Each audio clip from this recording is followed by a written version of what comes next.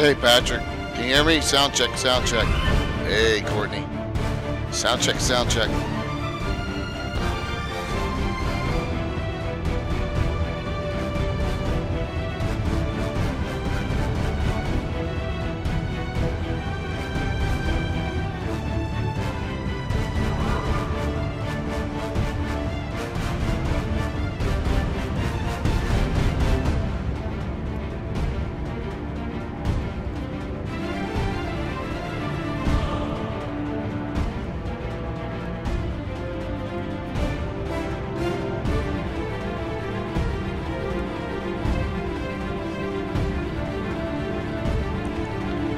Waiting for my guests.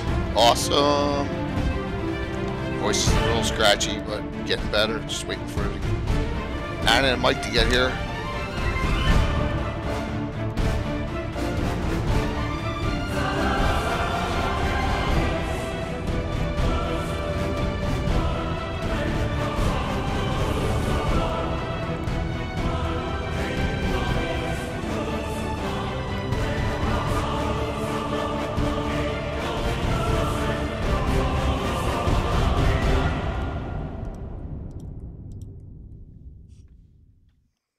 Hello. Hello, I'm sorry I'm late, and I've been.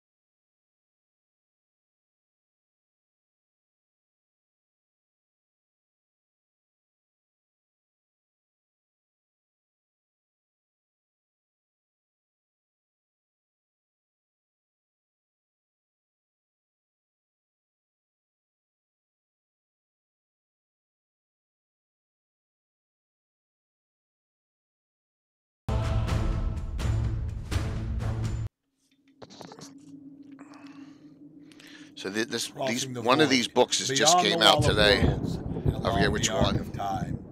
One of them did. Not of our place or age. It is too easy to say that there is dark and there is light.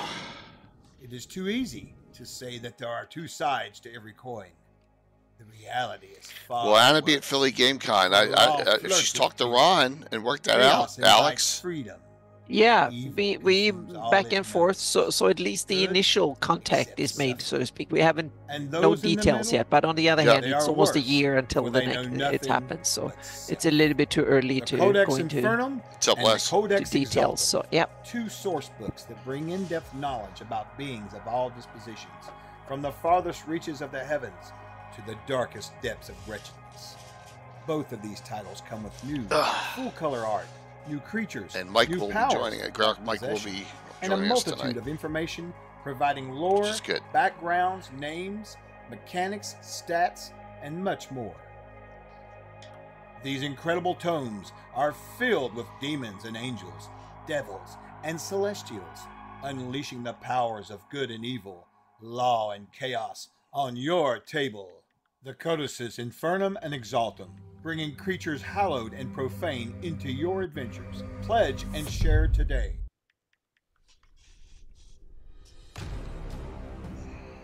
Trollord Games. Join the fray.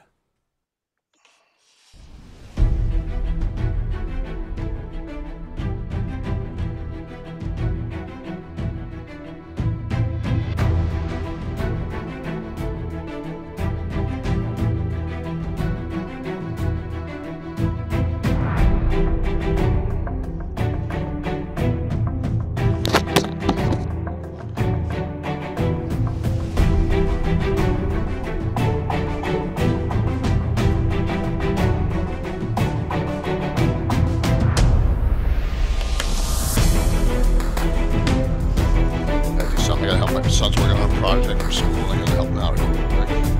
Yeah? Is that page? That looks like page 3 or 4.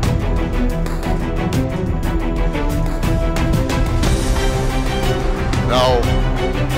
Just made it 3 copies.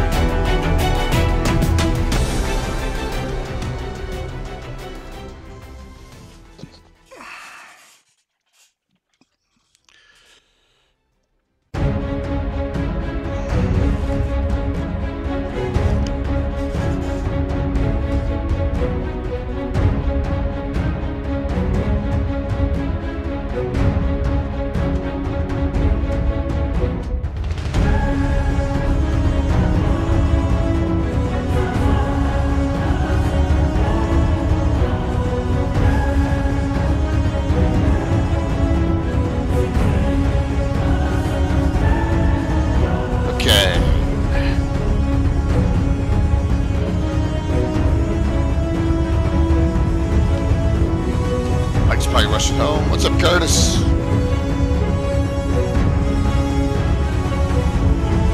By the way, there is no... I'm probably going to have a Gabbin next Monday, because remember, I don't do Gabbin on the Super Bowl. So, there will be no Gabbin on Sunday night. But, the Gabbin after that, I got a special guest. What's up, Greg?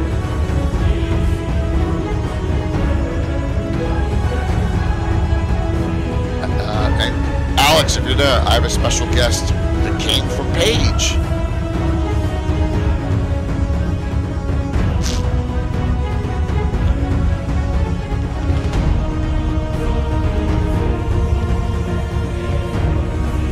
Curtis, I'm going to say I'm going to be a neutral observer, but I'm really fed up with the Taylor Swift stuff, so there you go. So that's why I'm leading.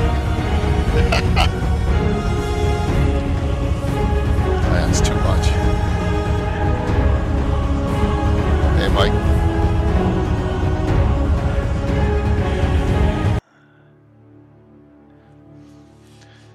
All right.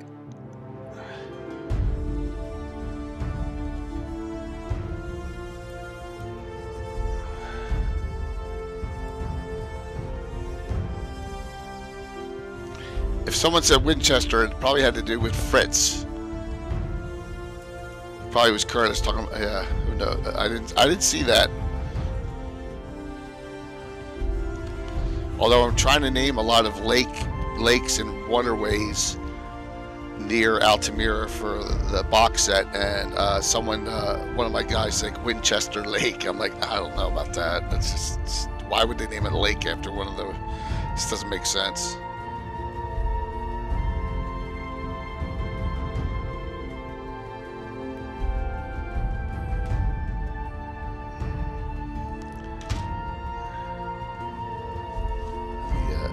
Discord, Mike.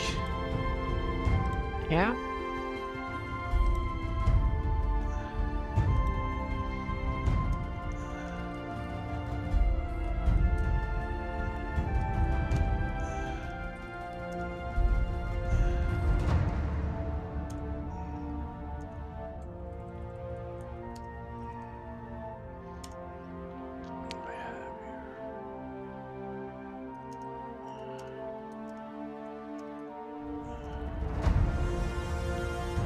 All right.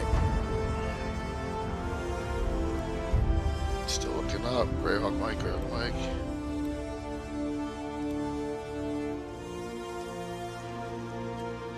Just let him know. Ready to go. Maybe stuck at work.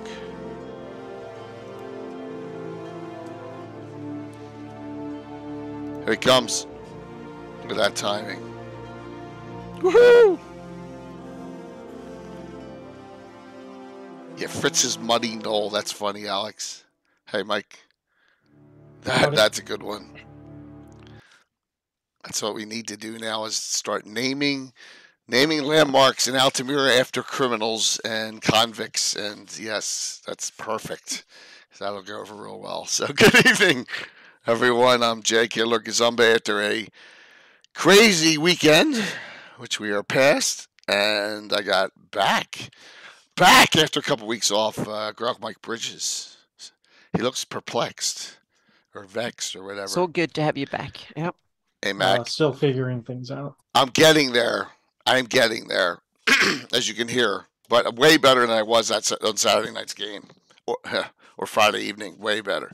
So, but guess what? Buildermaster Crafter has it real bad now. He sounds just like me a week ago. Uh-oh. Yeah. Yep. Yeah, so he's, of course he's blaming me, but, what am I going to do? And Anna's here too. And back to our regular Legends and Lore. Yep. Made it back home. Yep. Hey, Curtis, lurking while quiet's okay in the vet office. No, we can understand that completely as we're getting rolling here. So, just schedule tomorrow night, normal Thursday night game. All right, we'll go over that later on. And then Sunday, if there is no... there is no gabbing on Sunday night with the Super Bowl. Just that every year. But I probably have it Monday because I got nothing going on. But let me show you the picture of this handsome gentleman. This guy's like 6'5". This guy's hardcore. So a week from Sunday, then we'll go over where we are in the week from Sunday. This gentleman's going to join us in gabbing. All right, and he has this great book out. Greg Gillespie will be joining us on Gabbin a week from Sunday. Oh, cool. Yes. So there you go. Talk about his Dragon Slayer fantasy game. His new system, old school. He's set. So, and we all, myself and Alex and Troy and Michael Zudrak. Yes, Greg Gillespie absolutely will be on the show a week from Sunday. Okay. Very cool. So this is all from Paige. We got him set up on. I should have been ready, but I'm not. Let's go here real quick. He was awesome, wasn't he? Really smart guy. He was hanging out with me. He was hanging out with Joe Block. We had a real fun time. But let's go here. Tiltify. Let's go. Let's see where we are. So if you ever thought that I never in a million years thought we surpassed 25,415, but now we're at 26,266. And it stabilized there for about a day. So I think this could be the number. This could be the number that we're gonna hold at, and which will be next year's goal. Thank you, everyone. $26,266. I am getting through the giveaway items, the donator gift items. I actually got, was working all the other stuff. I'm into like number 16 and number 17, and those are all people who have donated $300 or more. That's how many high donators we had. Yep. So right now, I think we're on Vamp Wickman. We just did Josh Pop, Odysseus, Celtic War was earlier, all the way up. So a lot of these Lexfire are taken care of, and we still have some good things left. I still have a pack of Carlos's Marquesas. All the Elmores are gone. Sorry, everyone. They got snapped up. They got snapped up real quick. Both of Black Blade Publishing's Osrics got taken like within the first 6. Everyone wanted those too. With the packs. So we had some really good giveaways. Both of Malden's maps, Living Graph journals are gone. Yeah. When is Tim's game? Tim's game is when Tim tells me he can have it, and it's the ever mysterious Troy. He may tell me the Friday night before because that's the way Tim works. So I don't know, but we have I'll put this in shout out, a week from Saturday, we do have this as well. We have our next nuclear meet game on the 17th, Saturday morning. I just didn't have time to do the banner. Right now we have 4 players. We have Coco, we have Little Bird, we have LJ, and we have Korg. We'll have at least one more. Okay, maybe 2. All right, enough of me babbling. No, it's good. This is great. Talking about some of the stuff that's going on. Hold the hot coals. You can't.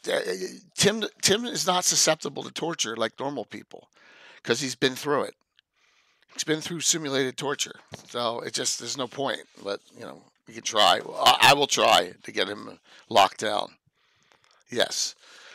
All right, Mike. How's it feel to be back after a couple weeks? Peculiar.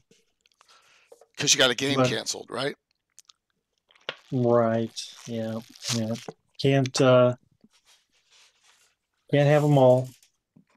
You can't, but I'm glad you could join us. What are your thoughts on the topic?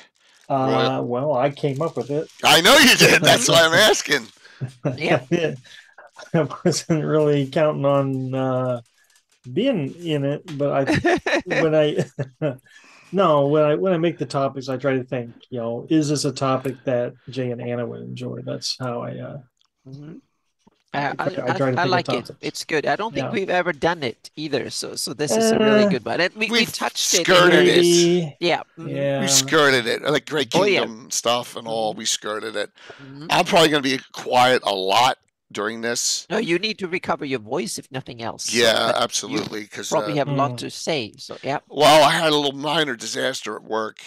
We had someone flip an A-frame. Now, thank God, there was only one 800-pound slab of quartz on it that shattered everywhere and didn't kill anyone. So it just, that kind of stuff. Normal stuff.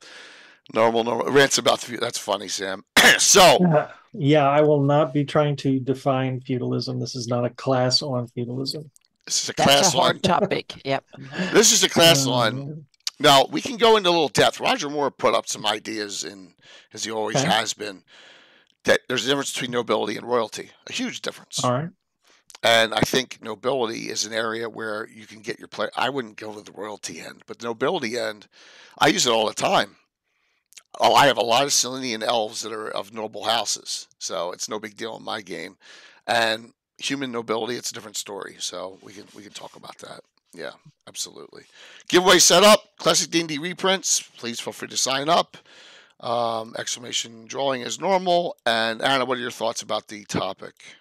I think it's really cool. It's one of these hidden things, but I think it's really important both for flavor, but it's also perfect because, or kind of a perfect ingredients if you want to have political drama in your games, because this is where it plays out in secret or in open, so to speak. It's because back in, like, if we look at Greyhawk like a medieval-esque setting or Renaissance setting, like before the modern state, it's not the nations that we're used in today. It was the families and the rulers who ruled it. They were the entities where things circled around, which meant that if you were a royal house, then that's like the equivalent of a political party and the government of a nation wrapped up in one, so to speak. And they fought it out sometimes literally, sometimes figuratively, and sometimes in secret, sometimes open, and on various fronts, so to speak, or they allied themselves with each other. And the nations were more like those were tokens they gained or lost, so to speak, and with them came privileges and stuff. But it was more for the nobility. So it's, to me, it's one of these secret sauce ingredients in the sauce of making cool, interesting campaigns. And you can do a lot of cool stuff because you can have them both on the mechanistic side. You can simply say, well, you have this level, you have so and so much plus and bonuses and stuff if you play it out like a birthright campaign. Or you could just have it as flavor and cool adventure hooks and stuff if you want to. So I don't see knighthoods in the Greyhawk sense hitting the nobility level. Because I look at my knighthood as an org of adventurers. So Okay. I may have a Lord, Lord Gazumba. Okay, but is that nobility? Oh yeah, I think nobility is everyone who has more power, more rights than the common person, so to speak, and privileges. If you have special privilege compared to the regular folks, but the nobility is not like your nobility and non-noble. There are different Okay. classes, meaning medieval and Renaissance societies were very class-based. So you can imagine there are a bunch of them. And nobility comes like you have imperial nobility, you have royal nobility, provincial nobility, minor nobility, and then you have the knights and the non-gentry nobility, meaning the ones that don't hold lands, but they have titles like knights and so on and so forth. Then you have the big burger people in big cities like guild masters and stuff like that, priests and various things. So there's like a whole hierarchy of nobility, more or less. So you have the pure nobles at the top. I mean, don't pay taxes, don't and all the power in the world. And at the bottom of you have the serfs that have no power and have to pay everything, so to speak, almost. And then you have a lot of room in between. So you can invent various groups that play along. You have royal advisors, for instance, meaning what is it worth to be a royal wizard in a major kingdom like Keoland or even like what is the grand wizard in Rossi's in Great Kingdom? He's more powerful than most nobility, but he might not have a noble title per se, but just have that title at court. That will be like being a national security advisor in the US today or something like that. You will hold so much power in that thing, and most people will treat you. You can show up at any court and you will be treated as an equal, so to speak. So there's a lot of cool sides to this that you can that comes in with that, and also who you come from. Meaning, are you you can be a lowly knight, but you come from the house of so and so that rules an empire. That means that people will respect you simply because of your name. Right. So or want to kill you because of your right. name too. Yeah. Here's my point here, and Sam's bringing it up. If we can equate European medieval nobility to Greyhawk nobility, we got a problem because they're completely different. That's the way I see it. Yeah, but we can also, I'm not necessarily European. You can also look at Chinese. There are African examples, Middle Eastern ones, Right. and the Ottoman Empire and stuff. So don't stare yourself blind on European. The idea of different classes that are different privilege seems to be universal, at least across humanity through the ages, and even into this day and age. They just have different names and slightly different, but the idea that you stratify society and political life, so to speak, that seems to be more of us through history in different forms and shapes. And it's an interesting way to play with, because you can use that as a base for drama, for conflict and stuff like that. And and you can have just like having a different name, or you get knighted through a different order. That means that you get friends, but you also get a lot of enemies that comes with the territory, so to speak. Speaking of stratify, Gygax has the stratification right here. Exactly. What page is that on, Mike, in the original? It's the very back, end, I think. Very back. Very back. Yeah. Yep. Yep. And that's very European based, so to speak. The titles are European based. But if you switch some of the titles and stratify them a little bit different, maybe have more in the middle or more at the top or the bottom, then you can have Middle Eastern ones or here we go. Or this is royal and noble precedents and honorifics right here. It's in the 83 box set. Is the I'm actually it in should the be the same 80. list though, right? I'm actually in the 80. I'm in the 80 right now. But I'm not. They might be exactly the same. I'm not sure, but look. So there they have it. So, I'll leave this one up right now. Yeah, it's fine. Yeah. So royal and noble precedents and general honorifics. And it does. This one does not have like demi-human ones in it as well. No, exactly. They seem to. They are kind of lost, so to speak, and that's one of the omissions that I think open for a lot of cool creativity. Meaning, elven nobility should work different. Maybe Absolutely. dwarven should be different. Gnomes or halflings might not even have it. They might have such a egalitarian societies that you don't have. You're not born into so and so or something. So They're pretty much accurate. Hey, Vancouver. Yeah. So, mhm. Yeah. uh, and notice that when you get down to here, down to this area where we have, mayor. I never thought a mayor is a noble title and noble. He's part of the class society, meaning he is Right. above his subject, meaning he Okay. can hold legal. He's the one that he holds court. He can sentence people to long prison sentences, maybe even death in some cities and stuff, and that makes him a noble. He collects taxes. He lives off what the people in the city But he's what they can. elected. Not necessarily. He might be appointed by the king or It's a the provincial. free city. If it's a free Usually. city, he's probably So that elected kind of Okay. somehow. puts Yeah, them up in the Okay. same yeah. But if you have class.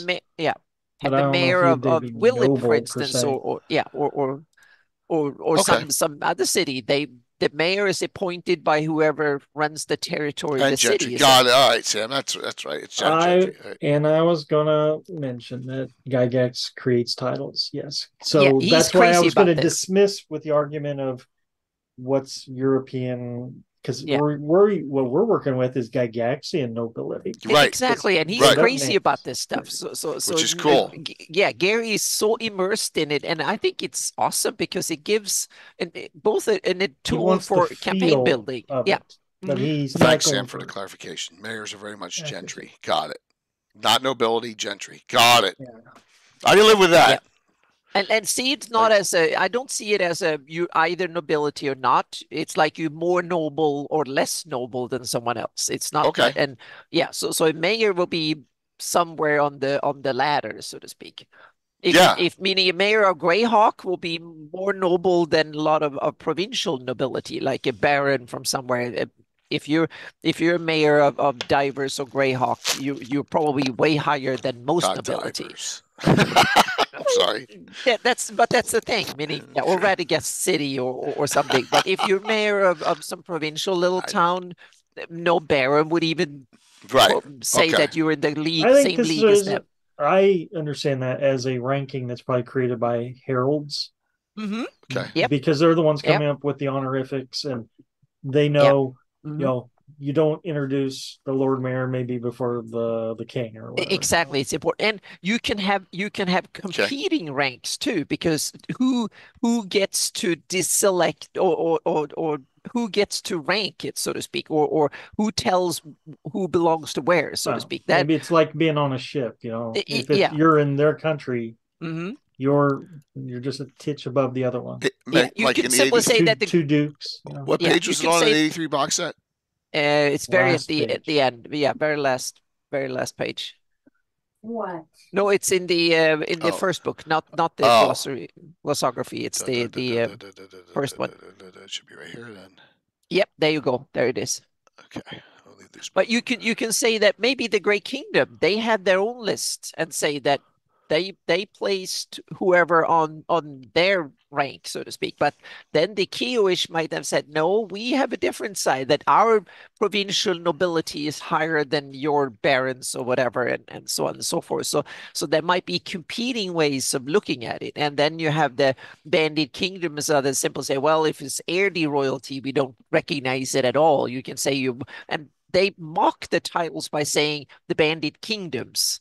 The people from the Great Kingdom and those countries, they would say that's not a kingdom. You can call yourself a king. You're just an outlaw riffraff from up there, so to speak. So titles are not created equal. They need to be recognized, just like states in the real world today. You can declare yourself a country, but it doesn't mean much unless others recognize you as a country. Okay, Anna, that just leads into some neat little thing I wanted to read from the LGG. Yeah. Let's do it. This is page 18. It says, right. For a realm to call itself a kingdom, in quotes, Yep. is no small matter, as it challenges the authority of all surrounding states, particularly any larger state that once claimed that realm for its own. Yep. Isolated realms have less of a problem. Q-Land in the Shildamore Valley eliminated all rivals a long time ago and had no serious challengers afterwards. The Sul barbarians of the Tholonian Peninsula can have all the kingdoms they wish, since no one else cares for that disenfranchised region. I Yep. read that Yep. today. I was like, yeah, that's Yep. pretty cool. Exactly. So That we got sounds that's a like perfect Gary. example. That sounds like very Gary-ish. Yeah. Right? Yeah. So we have 3 barbarian kingdoms, but that's true. There could be 30 of them up there, Yeah. and the rest of the Flanders wouldn't give a care. No, they would just say That's a it's good one of point. these little It's a petty real good point. warlords from up there, It's so to all a speak. matter of Yeah. who, like Nairon claims to be a king, so the Great King's like, nope. Yep. Smacks him down. Yeah, and it probably took a long time for the overking in Rossis to even recognize the rogue outcasts of Rel Mord who rebelled to be a proper country and kingdom. And that strife might have gone on for 100 years before that was solved somehow, so to speak. That they saw eye to eye on it. Interesting.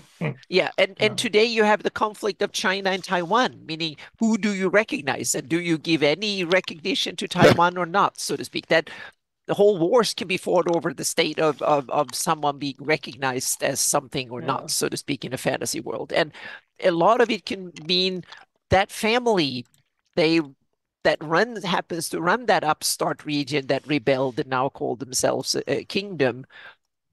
That means that they might have to bribe, bully, war, and whatever, so to speak. And then you have, how do you get recognition? Well, you can bribe others to get it. You can marry your way in, so to speak. You have a beautiful daughter and a lot of money. You can get her married into a royal family, and that royal family in turn will give your claim to whatever you say your little end of the world, it becomes something, so to speak. So and you can also kill a dragon and say that I'm really powerful and cool. You can start a knightly order like you did, Jay. That one might be powerful enough, has enough knights, becomes a military factor, a political factor, and they get some political players at the top. They have enough knights to show up and swing a war one way or the other. That gives you a privilege, that gives you noble titles, land, recognition, whatever. The Winchesters, meaning how did they come to power? How much power do they have?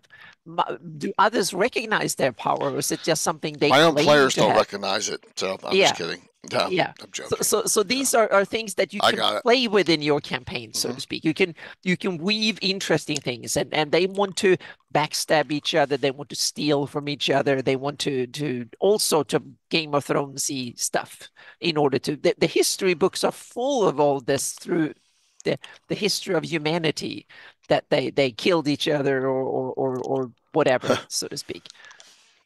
Very cool. Yep.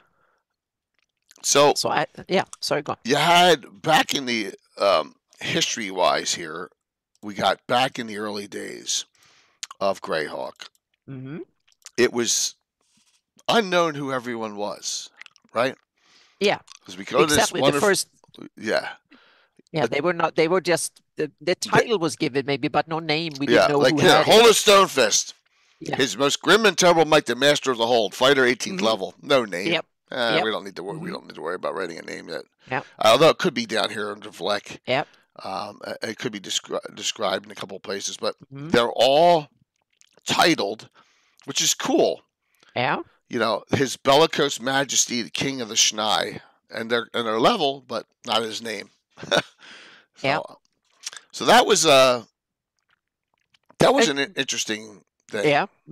And let's start at the top, just to get a good, interesting example, and start with the Great Kingdom. Okay. Because the Great Kingdom have had 4 different constellations of who runs it, so to speak, when it comes to royal houses and stuff. My God, look at the size of that title. Yeah. Meaning that I wrote down the title one for a couple of these. You can have like a half a page full of new titles, and that's part of you should gather as many titles as possible. And that's the other thing you can do in heraldry. In European tradition heraldry, you simply divided up your shield. So the more intricate your shield was a way of telling what the different holdings were. If you go online and look at the Swedish national heraldry today, there is a small little there is a little bridge that is like bent like this with two little towers. That's Ponte Corvo. That's a small little bridge in a town in Italy that is called Ponte Corvo. That means the curved bridge.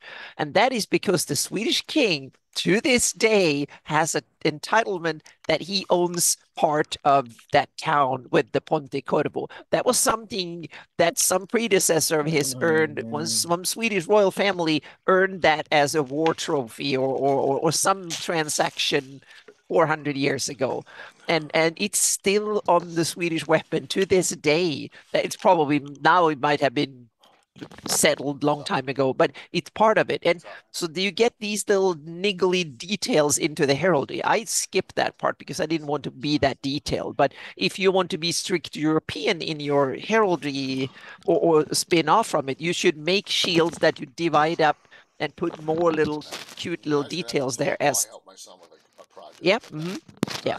As you see fit in order to get the heraldry rights, so to speak. But the Great Kingdom, they started out with House Garasteth back in -200. Before they were the Kingdom of Aerdi, I think, back in the day before they became the Great Kingdom. And so House Gerestedt were the first rulers, so to speak, in -200 to -76. And then after that came House Crandon. They became the next one to start getting up to when they had the meteoric rise of the power of the Great Kingdom, up to 86. That's when House Raxnyrond took over. And then they held the Overking, the seat in Rossi's, the power, up until Nyrond rebelled. and that for some reason, to me, it's interesting. They had the power in Rossi's and still they rebelled. That more like an internal family feud as much as a feud between like different countries. It might have been like who fought over the rights to sit on the throne afterwards. And it's like, oh, I'm not getting the throne. I'm making my own over here, so to speak. Like in England, when they had the roses, Sweden had the same. France have had it. Many countries have it when the kids fight each other over the right to sit on the throne. Territory. Yeah. Mm-hmm. So, and then after that, up until 396, when the House Naelex took over from Rax, and because after the three, then ended with the Nyrond rebellion is 396. That's when Naelex, turmoil of crowns, he took over, and since then that was the Naelex held it ever since until the fall of the Great Kingdom. So there you have interesting. There's like four family or house constellations that have ruled the empire for what is it, like 700 years? But that's not unheard of, meaning that there's Habsburgs ruled for hundreds of years, the Windsors and the Tudors, and of England haven't had that many houses either. So these numbers are not far-fetched, so to speak. To me, they sound very believable that you can have houses run for hundreds of years. Yeah.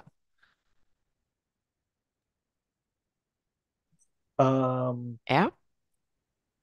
So that is those are kind of interesting, tricky, and then it even the House Naelex, it was like just because the same house held on to it, they still murdered each other and it was a lot of backstabbing and stuff. So just because one house does have all the power doesn't mean that it becomes peaceful. It might be worse, so to speak.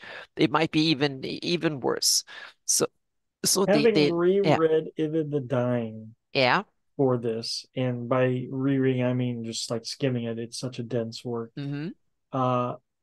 There was a line in there that really struck me, how it says literally thousands of princes. Yep. And it's just like, so yeah, that's what the Naelex do. It's lots of princes killing each other off for the little piece of the pie. Yeah, and if anyone wants to have a real world example, go to Saudi Arabia. They have thousands of princes, and the kingdom was passed on from from one brother to the next, which doesn't do it, because you have to go to the next generation, and that took a lot of so if you want to study real world and then use that as an example, Saudi Arabia is an interesting example from the real world that you can use if you want to Saudi kind of Arabia, study. but without the money necessarily. Exactly. So there is an example of royalty in the real world in our own time that has these issues, so to speak, and are fighting it out over roughly a century or 50, 60 years to go from one generation to the next and stuff. These things, principles live in our real world too, and in non-European settings as well. I got sound back on. Yep. So there are examples from the real world you can use for inspiration if you want to Patrick, have. I don't know if this is changing up gears too much, because I know Yeah. we'll come back to the Great Kingdom Yeah. a lot. He says dwarf kingdoms ? Yeah, it's interesting. That's one of the things I did see here, is that Prince Olenstad in the Principality Ulick has been ruling for 300 years. Would that make him, like him and Yolandi, I guess, like the oldest rulers? Yeah, on probably among the oldest. Yeah. That's pretty and impressive. They have long lifespans, probably means that you get long, and also the more stable and prosperous someone is, then that is too. But long lives probably tend to have more political stability when you have, I can imagine dragon empires might go for millennia before you change who's in charge. If you have go with that. Yeah. King Holgi of the Iron Hills, but we don't have much info on the guy, like how long he's been around. But just using the name kingdom to me suggests that there is some sort of nobility. But it can be elected, meaning kings doesn't necessarily need to be inherited. They can be elected, or they So some kingdoms I can see they either elected or they can have some sort of contest, meaning the ones that can win in combat over the challengers. So they might have a ritual challenge.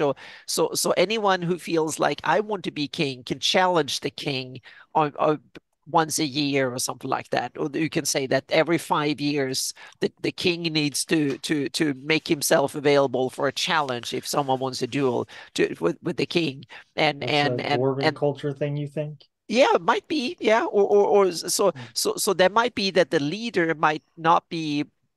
It might not necessarily be the leader's children who get to inherit it. There might be a meritocracy in that sense, that the best fighter, the best wizard, or whatever gets to be the next ruler. Or they can simply say, you stay in power until someone murders you. That was the old Viking version usually. Most kings were disposed of because people didn't like them, so they killed them and then ruled instead, so to speak. That seems to be the way the Nail-X power struggles end, so to speak. Don't they just put them all in cages and see which one survives or something like weird? Well, yeah, but meaning you can have different things. So you can have and also if you have you can have one thing written in law and the king wants that to happen, but then you can have another practice that comes from circumstances, so to speak. So you might have to bribe enough people to stay in power, otherwise they will come for you or something. So Patrick now mentions elven kingdoms. Yeah. Yolande, I was surprised that she's kind of a fairly recent ruler. Yeah, exactly. She hasn't been on that long. There's but the background's so sketchy. Exactly, so sketchy. So it's so sketchy. She hasn't been mentioned. So she could be old. Well, but I'm just going. I don't think she's that old. I mean, I have her like 600 to 700 in my game. Well, she could be old. It's kind of old. That's just became not for Greyhawk. Recently. Greyhawk lived to 2,500 years according to the but you might have to be guide. 500 years old to simply be considered to rule Selene or something. So. I would be keen to see a lineage of the elves. Yeah, we have all these people out here doing stuff on Q-Land and Great Kingdom. I want to see a lineage of the dwarves and elves. Yeah, that will be awesome. Yep. The problem that always arises with these things is there's no history No. between the migrations, and they get there and it's just blank, right? So you got to make it Yeah. up from whatever's done is Oh, made yeah. up from scratch. But Yeah. Yolande, she might have been a young queen back when migration came, so to speak. She might have been a newly appointed regent back then, or they might have had two generations in these hundreds of years. Or you might just the tradition might be, say, you rule for a century and then someone else get to do the job. That might be an elven way too. Yeah. And then another elf is the king of Sundee, who in more Yeah. recent history declared that went from a count to a king, to separate from the great kingdom and all that. Yep. Thanks, Lummis. That goes back to the thing, we were talking about. You can call yourself a king as long as you can defend that title. Yep. And so it's really interesting that. When did that happen? This would have to be post-wars. Yeah. Oh, okay. Because in here it says Count Hazelden. Oh, yeah. They were a county during Great Kingdom days, but then afterwards, so now he's separated. And I have it that is probably like an Iron League thing. So when Nyrond and the other ones around it simply acknowledge them as a full kingdom. And it might also be, you can also see that Sevener in Karlstrand might simply say, well, sure, if you recognize me as an over king, I'll recognize you as a king. Competing over kings. Yeah, exactly. So that way he simply bought support for his claim to be imperial by giving them, say, if you let me be an emperor, I can let you be a king, kind of thing. Yeah. So that sounds very plausible. That you exchange titles, so to speak. But I had never understood that him going from a count to a king until researching for this. Yeah, I never really focused much on Sundee. Is that in reference to Living Greyhawk? It's a Living Greyhawk Gazetteer. Yes, they updated Gary, you there. changed so much. No, but I think it makes sense. I think it makes sense to me now. Not so much back when it first came out, but it makes sense to me now. Yeah. And also it's a way for them to declare their independence. Before they were they didn't want to stick up and say, oh, we're a kingdom, because then Rossies might say, no kingdoms around here unless you're a kingdom under our emperor.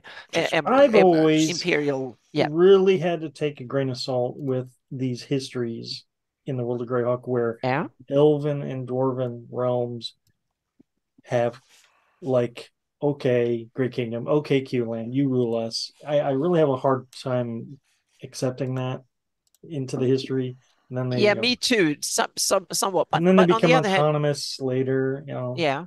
But it might be a way for them to simply, we will outlive them anyway. It's like the elves say that, well, human empire only lasts 200 years. So we can give them the token benefit of saying they can nominally rule us for a century. And that will be like us saying, well, we acknowledge them for a decade, and then they will go up in smoke anyway. So yeah, or something like that. That's why the Iron Hills is interesting, because it's not clearly defined as a kingdom with its borders. Yeah. So it's never really been ruled by the Great Kingdom, as far as I know.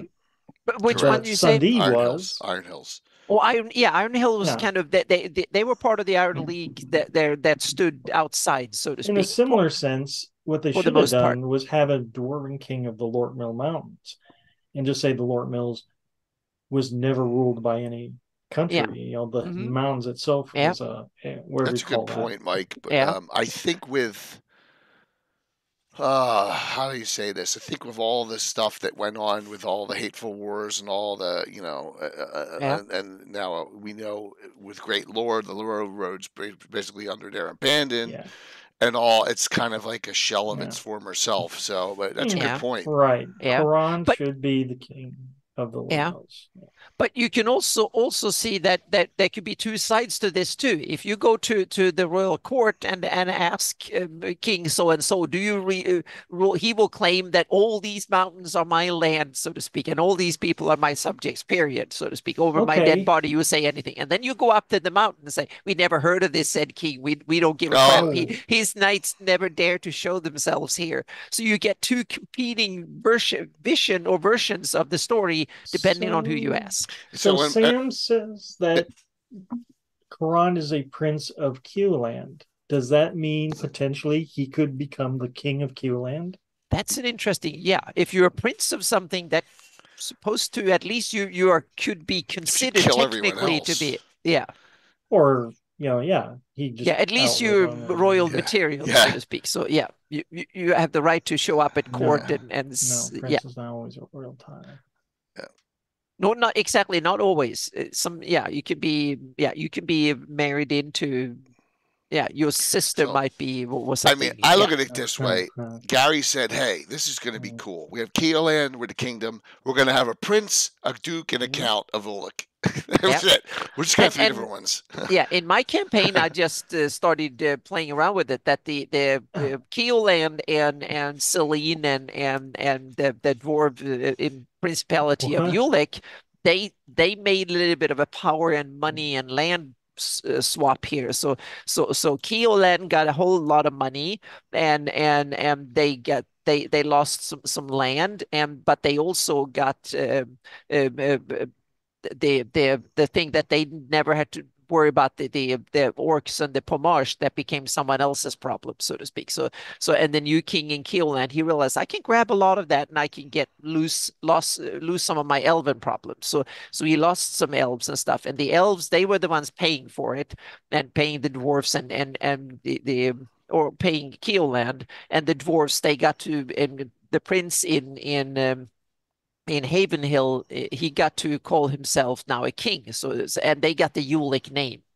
And Selene absorbed some of the elven lands in the other Ulicks, and so they did a swap around there, so to speak. And Keoland got some of the human lands in the other Ulicks, but elves got most the lion part of that deal. So Gary says likelihood of an elected king of Keeland is 0 for dwarves, but let's use your earlier example, Anna. Let's say the world goes to heck and the giants overrun Jeff and Sterish and all those places and are now tromping around in Keeland, and the only thing that saves the kingdom is the dwarves.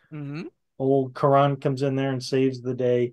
All the other nobility have fled, in exile, killed off, and Karan wins the day, drives the giants out.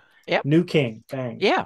Meaning that's the way. That way you buy yourself reputation and support and respect and opportunity, and that means that in order to stay relevant in Greyhawk politics, you have to be there. You have to show up. You can't run and hide somewhere too long, because then you're not part of the game anymore. So, Mike. Oh man, my brain just completely shut down. I can't remember what I was going to say.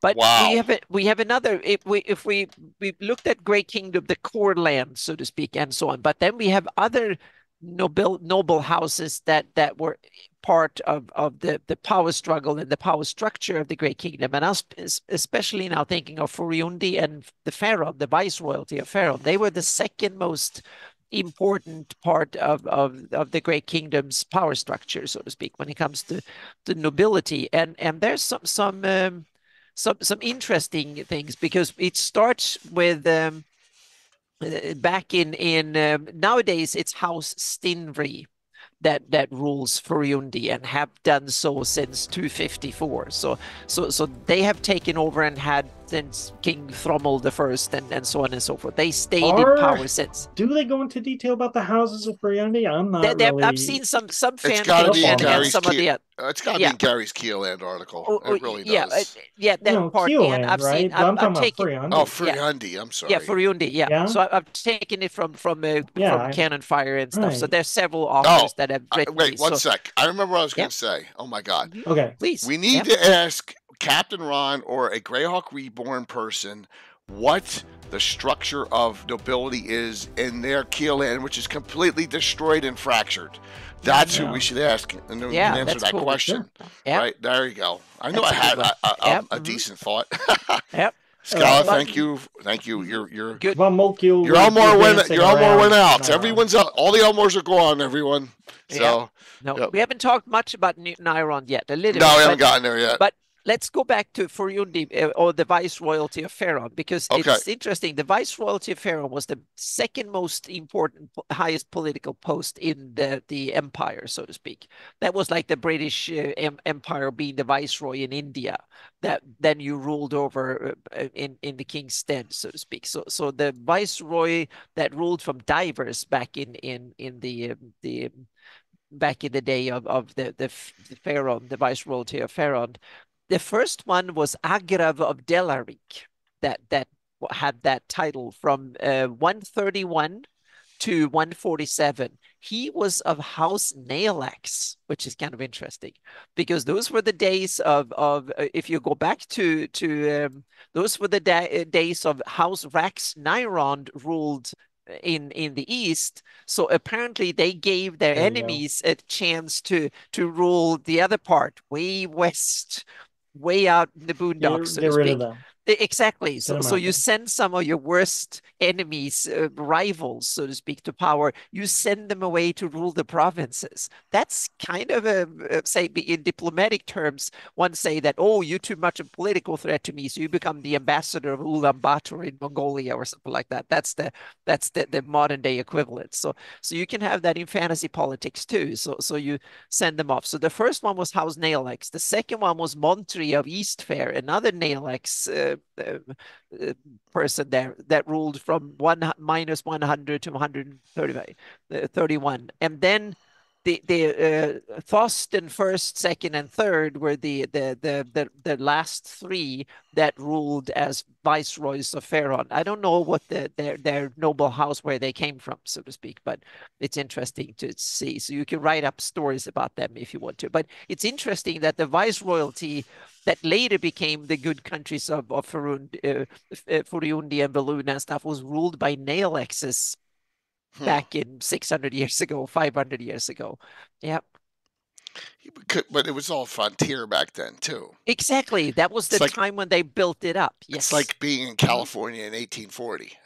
Yeah. So maybe it was good to have from a firm, kind of aggressive house to rule the frontiers. That might have been good back then, so to speak. And we have to remember these were also times when Igvel ruled Perilland, and there were a lot of weird shit going on back there, so to speak. So Gary mentioned Prince Thrommel. Yeah. I gotta know. So I'm researching here. Maybe I'm forgetting this, but some brain in the chat knows. Yeah. Who is Prince Avarice the Fourth? Mark Land's page. Hang on a second. Now I need to page 9.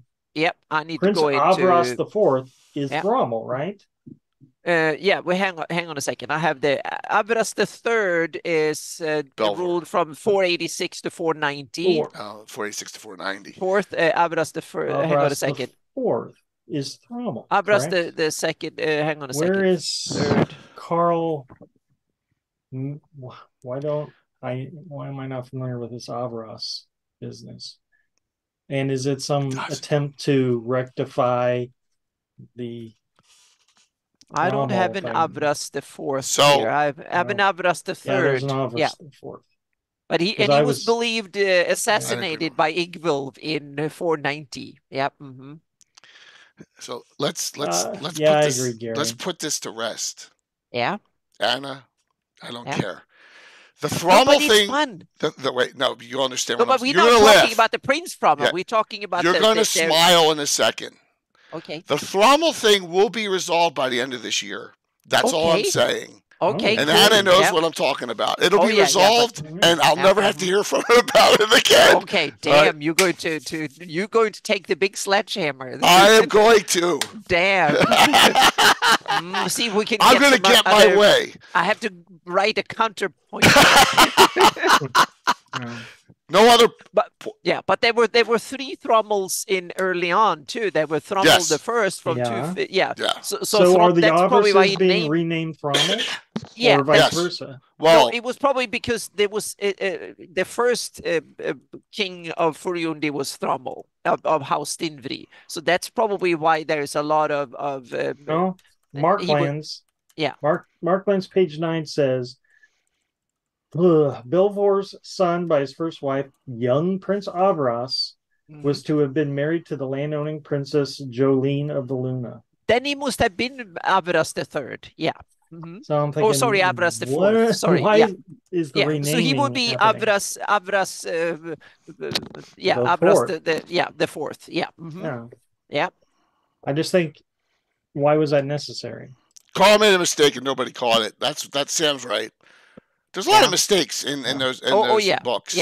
Yeah. It's there's So we have to kind of clean it up here and there and so on. But you have interesting. But at least Furuundi have been a stable. I say kingdom. It's intentional. I mean, Thrombell being abducted and married to Jolene, that's like the page 1 history of World of Greyhawk. If you're taking control of it and you're writing new material, that's like page 1 of the history.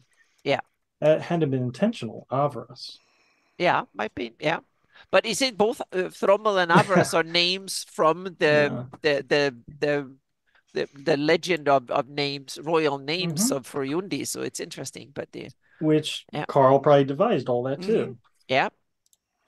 But it's interesting that Furuundi has been a stable kingdom in that sense, that since its inception in the late 200s, it's been ruled by the same royal house, and they don't seem to have murdered each other that often.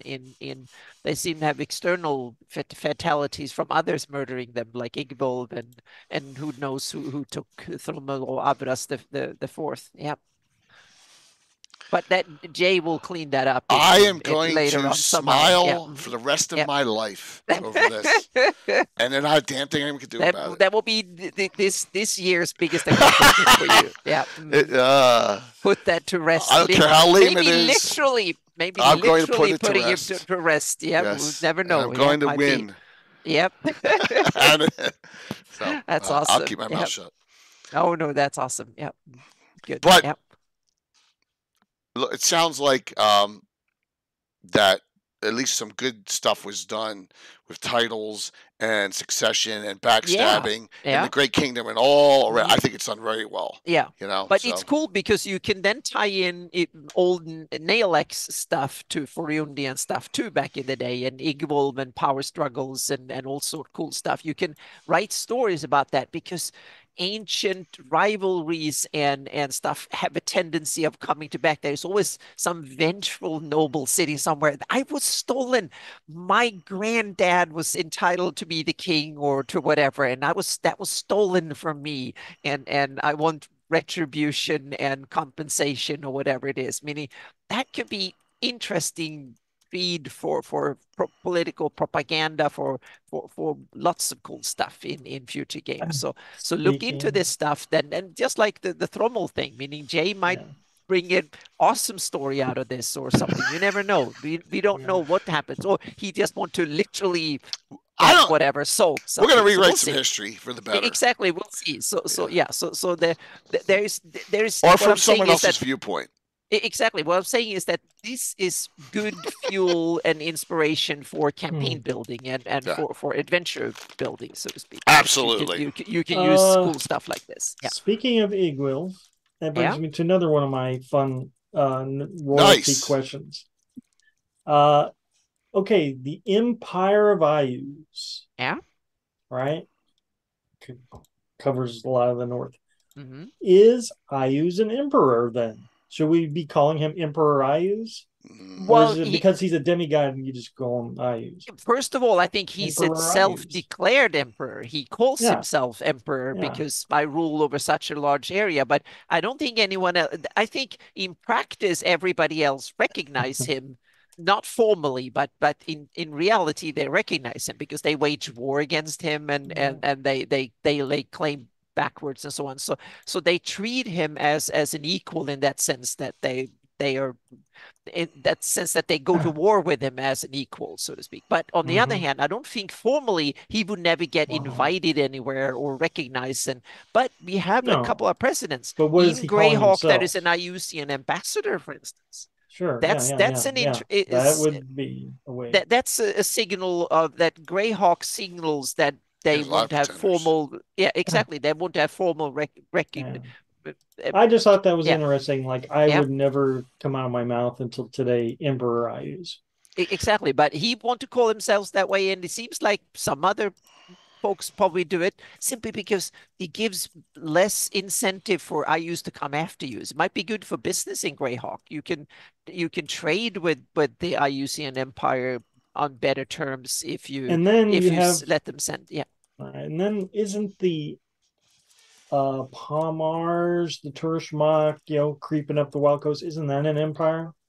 They call themselves, Orcish Empire of the Pomarsh. I don't think I'm just any of their wondering if neighbors that want to call. empire is getting thrown out loosely. It is. No one's going to be calling Turshmak an emperor either. Yeah, no. But there might be someone in Bandit Kingdoms who call them. They call themselves kings, and they don't. To be an emperor, you got to have other kings under you, right? Yeah. And like all he really has is a bunch of clerics and wizards. Well, he has a bunch of Bandit Kingdom is full of little kinglets or whatever they call themselves. Yeah. No one's going to recognize. So a lot of things has to do with recognition. Are they going to recognize IUs as an emperor? I doubt it. No.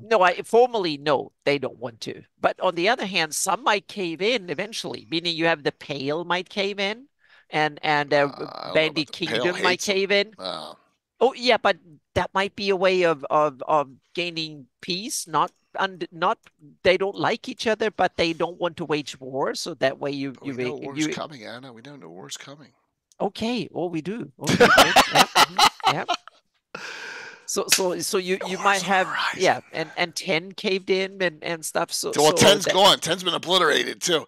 Yeah, but now it's not what the now you have the now few people in 10 and so on that migrate. And then we have others that are Ket, for instance. They want to cooperate with them, so they recognize them. Maybe the whole Bakloonish West recognize IUs as an emperor. Speaking of Ket, Rary is an emperor.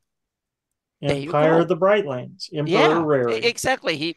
So no one's gonna believe that. Exactly. They're not, but he's just a trader. And, they don't even recognize him as a ruler or nobility of anything. Yeah, but he calls himself. So it's right up there with Bandit Kingdoms. Yeah. But it's interesting that you have ambassadors from IUs, but no one wants to have some backing. Yeah. And that might be that you simply, and sometimes it's even you want to recognize your enemy in some, not real, but you want to be able to talk to them. Look at how Turkey's role in the Ukraine conflict today, for instance. It's that you have countries that both sides can talk to that no one trusts, so to speak, or both sides trusts, but no one really trusts. And there you can have a lot of that skullduggery going around. You can send emissaries and you can have people being murdered on diplomatic whatever and stuff like that. So there you have, in a fantasy world, that's where you can have the hot cold diplomacy going on that can be either hot or cold as needed, so to speak. And you can have a lot of the stuff that can happen in Greyhawk, because it's often good for business to host all this stuff, because that way you get recognition as being the neutral ground, like Switzerland during World War II or Sweden during the Cold War and others that could be seen as or Austria with Vienna being a den of spies in the Cold War era and stuff. So you have these things. You can have Greyhawk being one of these areas where people from both sides can actually sit down and talk about things, exchange prisoners of war or whatever it was, and can sit down and talk without having to murder each other automatically. Good questions. Yeah. So and now we need to, well, the other thing when it comes to Great Kingdom nobility, now we need to talk about North and South Province and the ones that come with them. We have the North Kingdom seems to have been the domain of two royal houses, Naelaxes and Torkans seem to rule the day up north. And South seems to be way more complex until House Darman kind of came out on top after the fall of Great Kingdom. And Karl Savener seems to be the one that he was the most ruthless and savage, and he went around and murdered and backstabbed his way to power. But he seems to be smart. He seems to have used the whole repertoire, from bribing, friendship to murder, and also both. He used both and the whole political spectrum, from violence to benevolence and so on. And he seems to be a smart ruler in that sense. and so now he seems to have a fairly firm hold on power in what used to be the South Province, and then that became United Kingdom of Elissa. I can't stop smirking, Anna. This made okay. my day. This Okay. discussion. Oh, okay, good. Yeah, we get into it. I love this is my home turf, so to speak, to start thinking about stuff like this, and we just have to make it into a fantasy version Yes. of city building and politics and stuff. So Lord of Drax has the position there's no legitimate overking yet. Zavener and Grenell need to resolve things. Exactly. There you have the interest, because they both aspire to become the next overking, so to speak, to be the successor of it was like in Europe after the fall of Rome, everybody wanted to be the head of the Roman Empire, and you had various other Roman empires that called themselves Roman and Empire and stuff for 1,000 years after. Why aren't they at war? Exactly. Why isn't the North Province fighting? First of all, I think it's they probably realize that it's detrimental to go to war too early. They have the dilemma, I think, that both of all they are so far away from each other, so they are not competing for resources, but they're competing for influence and stuff. So it might be better to, instead of fighting each other directly, it might be very detrimental. What I think they can opt instead is to simply use their to see who can outwield the other one in power projection, meaning who could be the most successful in gathering allies and conquering other nations in order to build. Sounds like Alyssa's winning that thing. Yeah, after exactly. what we talked about Sundee. Yeah, exactly. So I think that House Darman might be onto something to gather more money and stuff. Because who's going to be friends with Grenell? Yeah, exactly. No, and no one trusts him. So no so it's a matter of building strength and trust and to conquer not each other but the surrounding lands and build a power base, and then you can simply convince the other one to surrender, so to speak. But you can, in your campaign, you might want to have a head-on collision, and they might simply decide to battle it out until one side wins or not, so over the other. So, if it's going to come down to Grenell versus Zavener head to head, a lot of money's on Grenell. Exactly. I think so too. I think Grenell will be the most successful when it comes to a head-on, but when it comes to outsmarting each other on global politics and influence and use the whole spectrum, I will put my money on Savener. Yeah. I think Savener is the most politically savvy, but Grenell is the most potent and the most brutal head-on, so to speak. I'm just taking a deep breath and taking. Actually, there is a way Grenell could win the Great Kingdom. That just popped in my head, but it's so far out left field that I don't think it would happen in anyone's official game, and that is the North Province secretly teaming up with the Scarlet Brotherhood.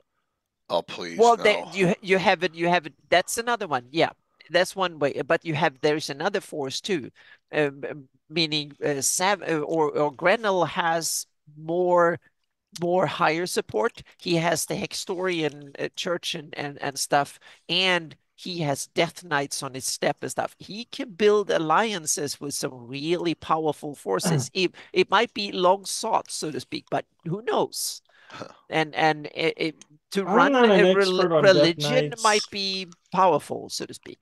I'm not an expert on Death Knights and Animus and all that, but wasn't Grenell like really anti-undead? Like he didn't want. That might be when he didn't control it. Wrapped up in that. But if he's the one that can control them, dole it out, and is right, the High Priest of Hextor, right? Exactly. Yes. Meaning, if he can be the one that can, if it's his power to wield and control, then he might very well be sucked into to running it, so to speak.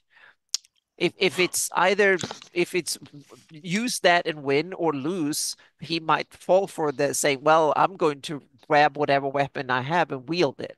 And if I'm going to use undeath, necromancy, and all the stuff that comes with that, so be it. He might succumb to it, or he might be a better man. Yeah. An unholy union of Hextor and Boltus. the Pale in North Province. Yeah, exactly. You have interesting stuff. And what if he can somehow convince the Death Knight and say, well, we can, they can at least share morals, so to speak, and be on speaking terms with each other in that way. They can speak the same alignments language, so to speak. So they can have the same immoral governing principles. So Savener, I think he is a different beast. I don't think he's benevolent or good or in any sense. He doesn't have a good bone in his body, but I think he has a different style in his rulings. He wants to appear to be a benevolent, all-powerful, all-knowing, respected leader. Grenell, he wants the power raw and don't care.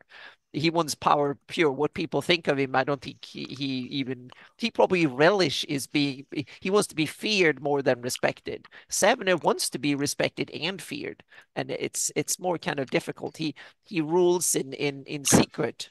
Savener is a psychopath. Yeah, he will eventually get deposed. Oh, exactly. That's what I think. He's the one that the Darman structure will remain. Oh, exactly. House Darman. And, yeah. And Darman's, because they will keep him as long as he's useful for the house, rather than the other way around, so to speak. Yeah. So the house, Savener is only there as long as he's useful. Grendel, he has a much more firm grip on power. The only he needs to worry about is probably the Lord of the Nine Hells or Hextor himself. Yeah. But so it's interesting. You have different grips of power, but it's also interesting how much is House Naelax as a royal house still a political factor in North, or is it Grenell personally, or is it still his family? Is it still a kind of a family affair up there? That's it's kind of interesting. So Naelax are supposed to be associated with military. Yeah, kind of. Yeah.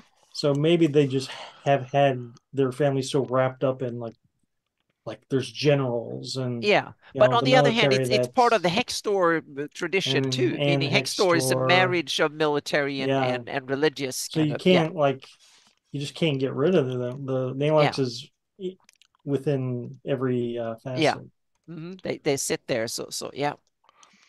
So what about Nyrond? Because I know it changed, Michael, but I got this picture of the old man here with yeah. And there you have it's interesting because there seems to be Hex or House Rax Nyrond has ruled ever since its creation. They haven't changed. It's the same house that sit there good and benevolent society. Yeah. And it's interesting that they seem to have ruled sins, so to speak. So Nyrond is just like Forundi, examples of stable, fairly well-governed countries. Yeah. So there haven't been too many brotherly backstabbings and sons murdering their dads and stuff. But on the other hand, living Greyhawk, they tore up things because then you had a squabble between two crown princes that fought over who to replace dad, so to speak. So they introduced that kind of mechanism. I mean, you gotta have some kind of subplots going on. Oh yeah. It would have been just like total mayhem if you had another evil king. Yeah. Right next to another evil king. It's too many. So I like it that Leonard came out on top and became the reformer king. Yeah, exactly. A new benevolent king of Nyrond. Come on, Michael. They had to have killed someone off in Living Greyhawk. Who'd they kill off? Well, yeah, it's kind of difficult when you run a kingdom like or a region that is like a good kingdom. You have to introduce villains left and right. Belvoir died in natural causes, right? Did he? Because according to the living, he's in my campaign he hasn't died yet. So oh yeah, he's still hanging on there. He's like, what is it, 73 or something? He's so like gone. That. How old is relish it? How old is King Scotty? Oh, King Scotty. Yeah, that's interesting. How old is he? Thanks, Patrick. Yeah. Like, do kings in the world of Greyhawk ever abdicate due to old age? Is that some probably do? Yeah. But on the other hand, you have good health care with healing spells and longevity potions and stuff. So You can kind of stay in of longevity. Yeah. So Manfred brings out a point for us really old schools. They killed the Greyhawk I played since the Folio. Ooh. 80 and 83 is the old school days and stuff, and play in that 576 era, and you don't have to worry about any of the future stuff. That's what I suggest. Yeah. Mm-hmm. That's what happened with mine. I started 569. It's okay.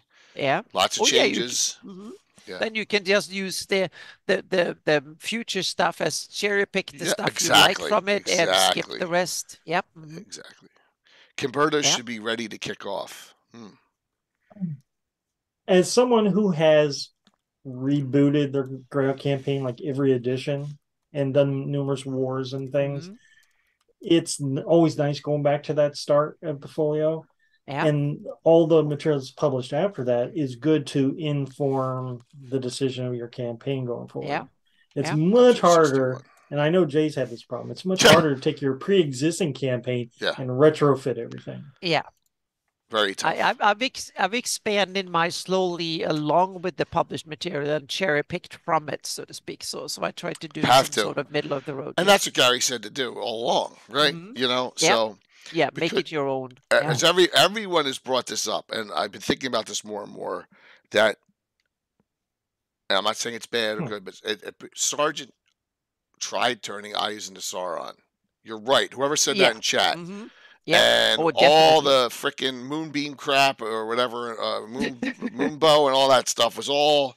So a lot of it. Yeah, and Philidor the Blue and all that. Yeah, but he gave us even the Undying book, which is which is fantastic I agree. Stuff. But he also so he screwed up some parts but he also expanded it in a lot of interesting. He gave at least me a lot of cherries to pick, so to speak, for my own game.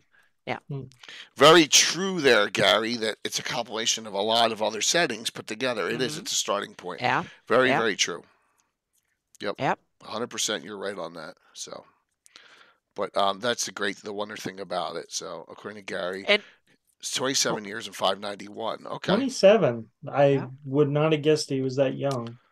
No, has been ruling for 27. Yeah. So, but that's a good point there. Yeah, and now I want to go to the sources to Mike's awesome Greyhawkery here, because he had a Monarch poll result you made some years. Yes, you made a poll. Monarch, and who the most popular royalty. Popular. Let me see if I can find it. Yes, popular Monarch. Yeah, I completely forgot about this. Let's see how it goes. So it's kind of awesome. So let's start at number 6. Yeah. 1 second here. I got it here, and I've actually found it. I just did a perfect search. Let me go to here. 6 nobles, 6 kings. So is this 6 out of 6? 6. Is there any There's number 6. mentions? There you go, Anna. Go for it. 6. So we have number 6 here. Then we have King Archibald III of Nyrond. Yeah, sorry, mine. Yep. 7% apparently last with 7% popularity, and Nyrond gets no love. Yep. So being too good doesn't give you fame in the player circles or among DMs apparently. And then we have number 5 is an interesting one, over King Ivid V. He comes in with 11%. Yep. 5 of 5. Yep. And then after number 4 is interesting. That's someone who's barely should be on this list at all. Mayor Nerov Gaskell of Greyhawk comes in at 12%. That must be over King Nelik's the worst kind of criticism he's ever had. If a paltry little mayor is higher on the list than he is. Yeah. So it's awesome. Yeah. So he comes in at 12%. And number 3, then we have another good one and then we have King Belvoir IV at 16%. Popularity, which is kind of cool. Yeah, so a good one. And then it seems like the good ones are kind of good too, because on the second place we have King Kimbertos of Keoland comes in at 24% of the vote. That surprised me. That I've never been that much into Keoland. Well, this is from 2017. Yeah, 2017. So this is before. This is before I was even involved in the community. So that this poll would change. Yeah. Yeah. And number one, there can only be one and only Queen Yolande of Celine at 27%. Yeah. Which to me, it's kind of surprising. She seems kind of boring, but she doesn't do anything. She just sits there and do nothing. So not in my campaign. No, but officially, that's been her. She doesn't have any big deeds or anything like that. She just, maybe she's beautiful and people are charmed by her. Yeah. Whatever widget I was using for polls back then. Yeah. I think 6 was the maximum number of entries you could have. Okay. Yeah, and so I picked 6 of the most identifiable rulers. Let's see. Mystic Scholar, who's that? Sad Love are the 2 people who posted. Mystic Scholar, it's cool. It's rules. Yeah. He was very active in the community. I hope he's still doing okay. I talked to him a few times. He was great. He did awesome stuff. Yep. Yeah. For some reason, Blogger does not allow me to use polls anymore. Oh, really? That's sad. That was fun. Yeah. It used to be a built-in widget on there, and they stopped letting people use them. So I used to love doing the polls. I know Facebook's got the capability, but a lot of people just add their own. It gets longer and longer and longer. I can do them on my Patreon, but only Patreon members can sign up. So yeah, but I should do it more often. Yeah. That's a great find, though, Anna. Finding that and remembering. Yeah. Well, I started googling a little bit about this because I wanted to see, and then look at that. That's almost to the exact day. Tomorrow is 7 years ago. Yeah, February 8th. Tomorrow, 7 years. Perfect. Mike. See, what a good topic. So Mike, you had something up your sleeve here that took us into. Yeah. Someone throw a new poll up. Most popular ruler. So which rulers should we have on the new poll, so to speak? If we can put 10 in, who would that be? We could do a more recent. Definitely, but as far as popularity or interesting, what's the? It sounds like I was using old ones, but if you use like 591, you could throw use in like the stuff. Include from up until the start of Living Greyhawk with the Living Greyhawk Gazetteer and Jeff was right. Ayus has to be on there. Ayus should be on because he rules a large part of the world. So in that sense, I guess he needs to be there. And I used to do all kinds of poll stuff like that. I once had a March Madness deity poll, and like every round it just went down to the final god. And guess who won the poll? Ouija's. Oh, okay. Most popular goddess. Yeah. Len would be happy. Yeah. Yep. And I want to have what's the name? Bestmo of up in Blackmore. I think it was. I think it's Bestmo, and he has the coolest name. So he is the one that he's so far away, so he needs some love. So I would vote him up somewhere. So I've never heard of him. No, most people haven't. So he's the Archbaron Bestmo of Blackmore. So back on track. Yes, Seward had a coup attempt. I think in the Living Greyhawk Gazetteer, but then during Living Greyhawk campaign, he had a second coup, apparently. I don't know what come of that either. I assume he lost. But, that's the scary bit. There's a lot of stuff like that going on, but they needed drama. Lost the time. Yeah. Some of it is good that is lost in time. So, but we have a couple of more royal houses that I think needs to be mentioned. At least one should be mentioned because it is one of the coolest in that way. And that's House Geller of Ernst. Right. Which I think is really cool. First, because they have one that is mentioned several times in the books and sources. That's Belisica of Ernst, of County of Ernst. And that's, I wouldn't say royal house, but at least a noble house that rules. And Patrick asks if there are any queens in the world of Greyhawk other than Yolande. Yeah, that's who should get married to Belisica, the king of Nyrond or whatever. Yep, exactly.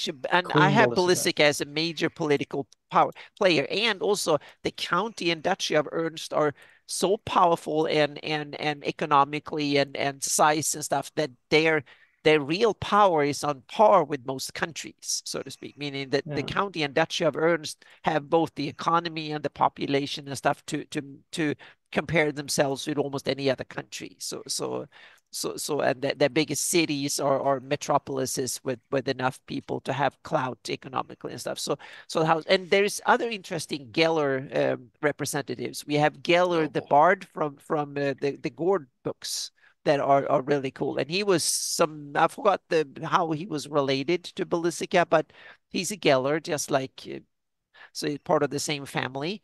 And Wait, so Geller there's is a Geller. He just called yeah, the he's a house Geller. name. Yeah. Yep. Yep. So he's a Geller.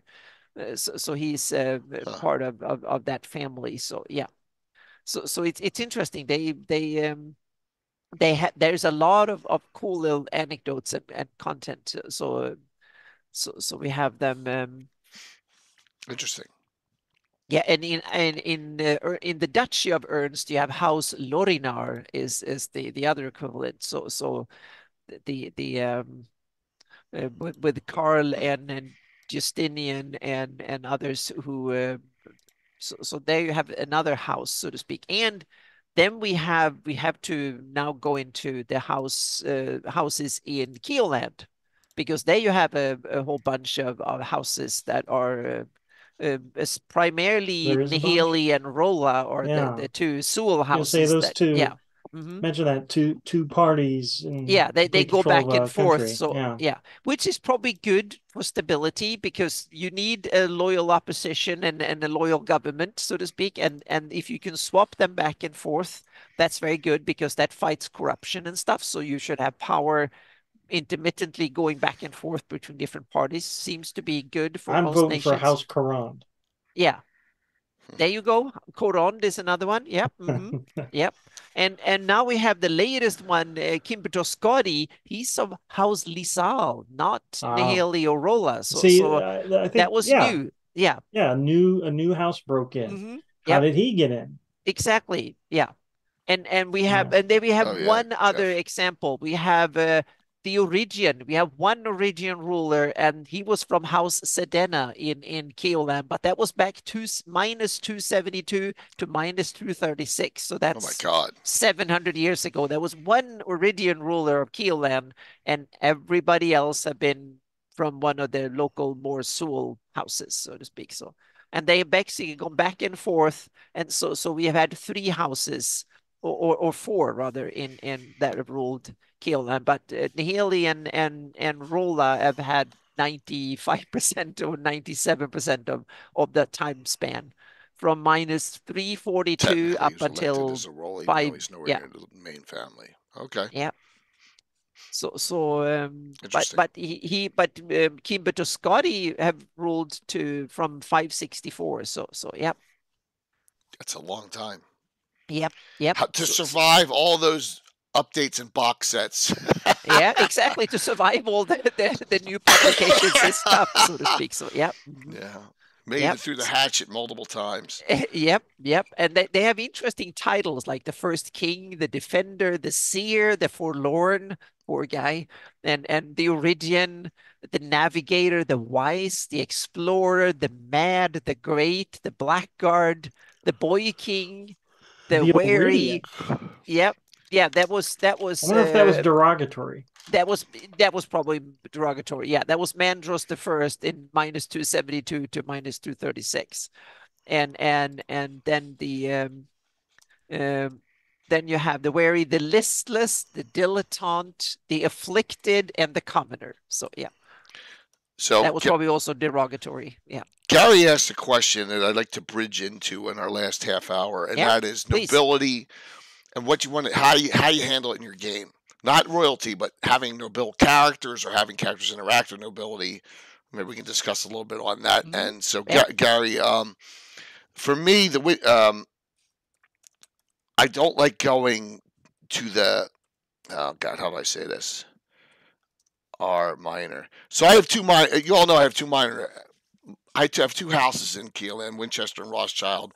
Minor, I just keep them as minor. None, the head of the house is a lord. They're not counts, they're not dukes, none of that stuff, because I just don't want to go there in my game and interact with the politics of the court of Keoland. I don't think my players want to do that, right? So I don't do it. But with the Elven stuff, it's a little different, because there's nothing written up. There's nothing written up on the hierarchy after Yoland. right? There isn't. There isn't. So I created 10 noble houses of Selene. Um, and there's a lot of lesser houses of Selene with the estates and all set on the map. And I throw a lot of player characters in there into those because I like them bickering amongst each other because elves can be snooty that way, right? Elves and half elves. So I want to have some interactivity, but I want it to be on a micro scale, not a macro scale. Um, the rich would have been insufferable. Yeah, I agree 100%. Can you imagine Curtis, Lord Finch Winchester? No, yeah, exactly. So Rennie noble houses. No, Rennie don't have. Rennie don't have. No, they don't seem No, to have it. no. Have it, so they're classless in that sense. Yeah. So I have 10 noble houses in my game on Selene. A lot of them, the house names are if you see your house name on your character sheet. For example, I have House Vic Strolin is for some reason that's what I named it, and that's Yolan's house, and like Little Bird's character. I just read today that Yolanda's from Bell Meadow. Yep. I put it on my map. Yep. Because she's from there. Interesting. I just placed it in the middle of because I exactly, Gary. The more minor the house, the easier it is to fit in a campaign and not affect the grand canon or flow, and that's exactly what I did. But in Selene, there's nothing, right? It's just Yolan's there. Oh, Melf shows up, and Knights of Luna show up and are running around and from the ashes. And Melf's a prince. Yes, well, right. We'll see. Honest to God, prince. We'll see. Yeah, Melf hates the Knights of Luna because he had nothing to do with it. We already know that for a fact because Luke said that in an interview. He's like, "What are you talking about? I had nothing to do with that." So, yeah, we'll see. Lots of that going to be up to conjecture. The more minor. So, when you, in my opinion, when you inject nobility into your game, you can do it as little or as much as you want. It depends on your game style. If you want court politics, if you want intrigue, if you want assassination attempts, if you want grand wars, then you go big scale, right? Because then your nobility is going to be at each other's throats. That may be a great way to do a campaign, maybe in one of the smaller kingdoms, or even in Keeland if you want to have at it, right? But I like, as Gary said, I like the smaller scale. All right, so you're above me. You're a little snooty, okay? And the player character can take that and they can say they can use that as part of their RP, and and that's where I see the fun in it. That's just me. What do you think about in your games? Well, I use it heavily in my Shieldlands campaign, and Shieldlands is now I'm in 599, so it's 20 years after the war, but a large part of the country is still more than half is still conquered or contested, so to speak, and a lot of it is still conquered by IUs. So you have the old structure with the that was like 20 provinces that were counties or earldoms and stuff. They are for the most part knocked out, so to speak. The most of that nobility that they no longer rule their places. Some of them are a lot of them are dead. Some of them were traitors because they realized that, oh damn, I can get more from IUs. They fell for IUs schemes, so to speak. So some of them became traitors, and then they lost all their holdings. And some of them stood and fight and lost behind enemy lines, so no one knows where they came. But so I had two of my player characters. They are actually noble. They don't know it yet. They're starting to figure it out. And so I'm using that as I'm using the old maxim saying, with power comes responsibility, whether you want it or not, so to speak. And that is something. It's a railroading instrument. I don't know about 5e, but in some of the previous editions, one of the things on the item list was always signet ring. Yep. And my friends would always be like, "Well, I got a signet ring. Maybe I'm a noble." Well, but then you could just you buy one and without having the title, then you're an upstart that like going around saying I'm so and so and wearing a fake ID from a government agency or something in this world and claim that you are working for whatever, but when you're not. Yeah. So that might be dangerous, but it can be used as a railroading tool. It can be used as a way for characters to both get friends and enemies. and responsibilities and stuff, so you can put structure into your game and intrigue and drama all at once, so to speak, and resources. In theory, but unfortunately not in practice enough for me. I like to use nobility as a reward. Mm-hmm. Yeah. Good idea. Giving titles to characters and stuff. Yeah. But I feel like I've not done that enough in the past. Maybe that's why my friends go to war a lot, conquer places, but oh well. Yeah. It should be both a reward and a punishment. Well, Tim has made it that way in a city-state game for me, definitely. Oh, yeah. Yeah. But it should come by the, yeah. I'm sorry. Please. So, playing since 80, I didn't want to do stuff that was outside of my campaign that I would have to fix in a major way. If someone would come and wipe out Keeland, what happens in the next update book, right? Because they were out of my control.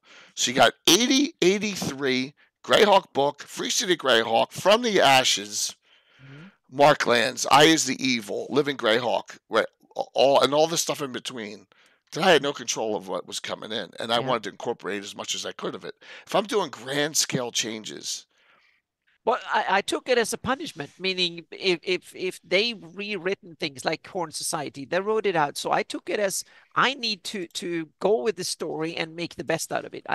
It was like you served lemons and you need to make lemonade. Yeah. And I saw it as a way of trying to earn my keep as a DM, to tweak my campaign. So what was there was not completely untrue, but I have to make my version of it, whatever crap they served me, or good things or bad things or whatever. And I saw it as my job to kind of make something interesting out of the ingredients they Wizard of the Coast TSR and Wizard of the Coast served, so to speak. And it was not easy all the time. Some of it I was like, no, please don't do it that way. From the Ashes was tough. Yeah. It was real tough on our campaign. So we played out, some of it I loved, and some of it I loved. The going to war against Ayus was awesome, but then I lost my favorite enemies, the Horn Society and stuff, and that was tough. It took me years to figure out how to deal with that one. No, I agree. But there's a silver lining. Yep. So, fix? Yeah. What's that? I was going to say my fix for the Horn Society is probably what they did in late Living Greyhawk, and that is have their Horn Society reform somewhere else. Yeah. Don't put them adjacent to IUs. Yep. Let them have their own room to breathe. Yeah. And now I think the Carsardia, thanking him because he gave me incentives to overthink things. So now I've sold it, and I got into. I'm starting to figure out how I'm sold it, so to speak. I gave new roles to. I tweak the story both for Horn Society and IUs and stuff. I think there's a lot of tweaking that needs to be done. Yep. A lot of tweaking. In the future, but the good thing is that no matter what's written or what's done, you can do whatever you want in your game. Mm-hmm. So. Yep. Yeah, that's great, Gary. Start with Belvoir. Stop there. Stop there in 5. When was Temple of Elemental Evil? 576 to 578. Stop right there. Yes. Yeah. But there was no. Greyhawk is so big, and so has so much going on. You can do whatever you want in the campaign setting. Have your own storylines. Have your own minor nobility. Have your own, like, you can make up your own counts or your own dukes or whatever, like for Keeland or Nyrond or Ernst. Oh yeah, nobles are. It doesn't affect cheap. Exactly. And baronies. Yeah. Baronies. I've taken Lords, Furiundi I've taken Furiundi and divided it up to a number of baronies, and I upgraded they made what they would call a revision, a constitutional constituency revision of Furiundi. So Belvoir did that because he wanted the provinces that used to be provinces of the Viceroyalty to be full provinces comparable to so meaning Willip and stuff. So they became earls instead of baronies. They became archbaronies, counties, and earldoms instead. So you now have the earldom of Willip, and the county of the March, and the county of Crystal Reach, and the archbarony of Kellinstrand, etc. And then you have small baronies and stuff under them, so they got fancier titles. They didn't change anything in reality, but now they can sit at the table and say, "Oh, I'm a provincial or provincial noble and not local noble," because they should be treated as, meaning the Earl of Willip should be treated on the same level as an archbaron in Ernst or something like that, not a mere little baron. So they wanted that. So that was a way for Belvoir to gain some favors without having to open his coffers and give them money. So you give titles to the people instead. Yeah. Sorry, I'm typing in something to someone. It's making me smile. I'm sorry. Yep. So, so I tried to fix that, Gary, with sort up the mess in Furundi and level Furundi up on par where I think it should be.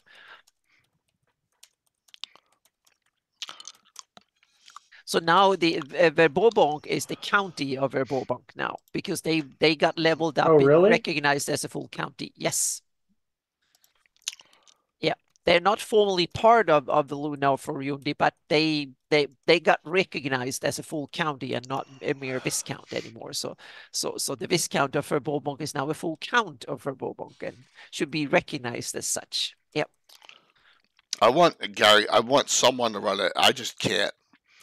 I may run a backstory. We're talking about, so we've been talking about with our players. All this is after Gary Con, all the other stuff going on. Running historical adventures or a historical mini campaign. Yeah, right. That would be fun. Where a what if scenario.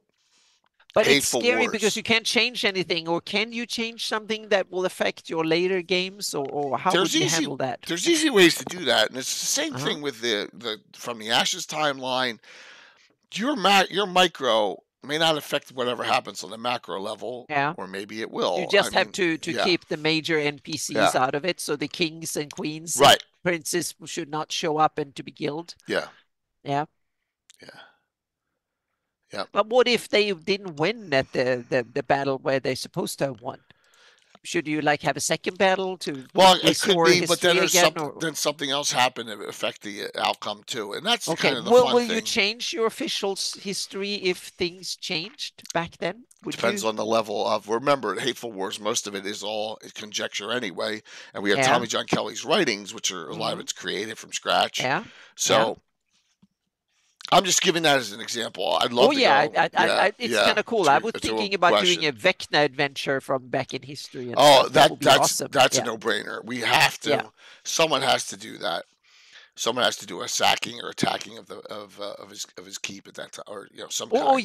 Or something. The city awesome. That when they have the sacking of Fleeth and stuff like that. I think it will be awesome fun to have. Hey, what's up, Brian? Back then. Give me in March. Give me 5 years after March when I turn 62. I'm retiring, and I have a lot more time for this. Hopefully, I'm still here.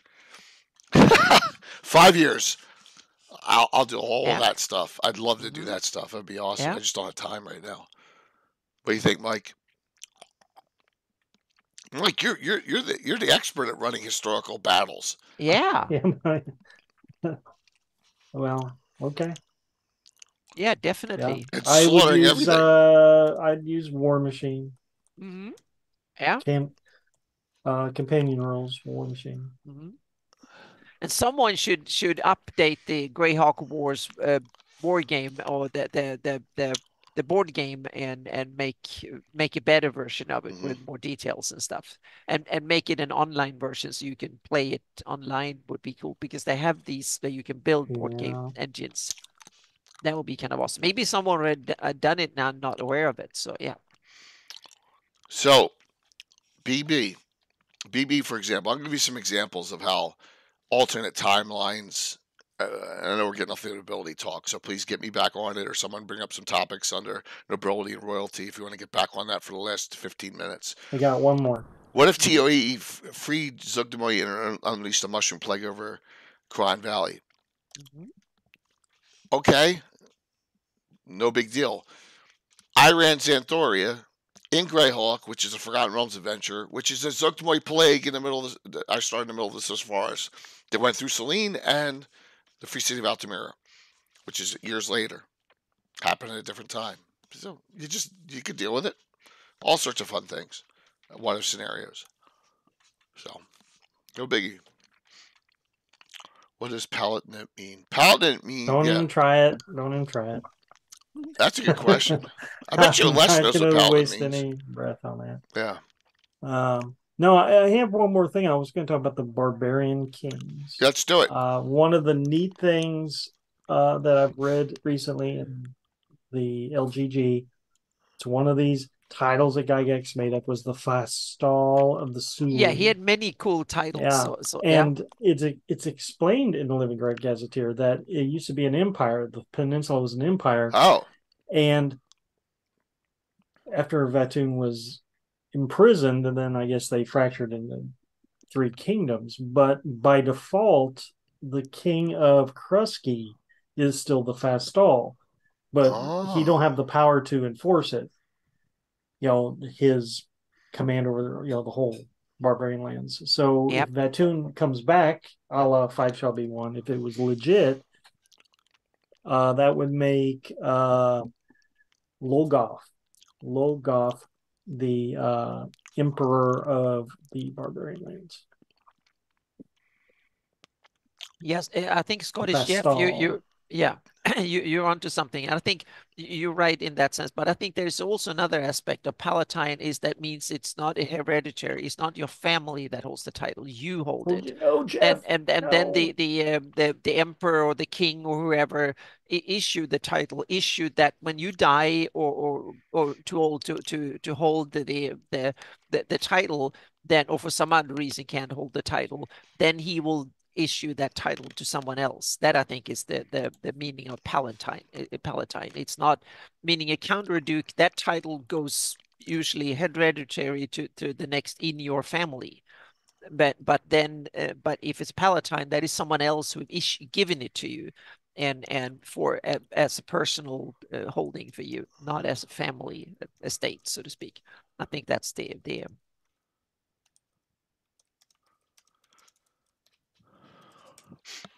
But you can let these words mean different things in your campaign. You can say it's because of so and so it's called Palatine, or just be a fancier way of saying something and it doesn't mean anything. That's also possible because there was a lot of noble noble bullshit, just like we have corporate bullshit and stuff in this day and age that we used to sound fancy and pompous or whatever it was. So yeah.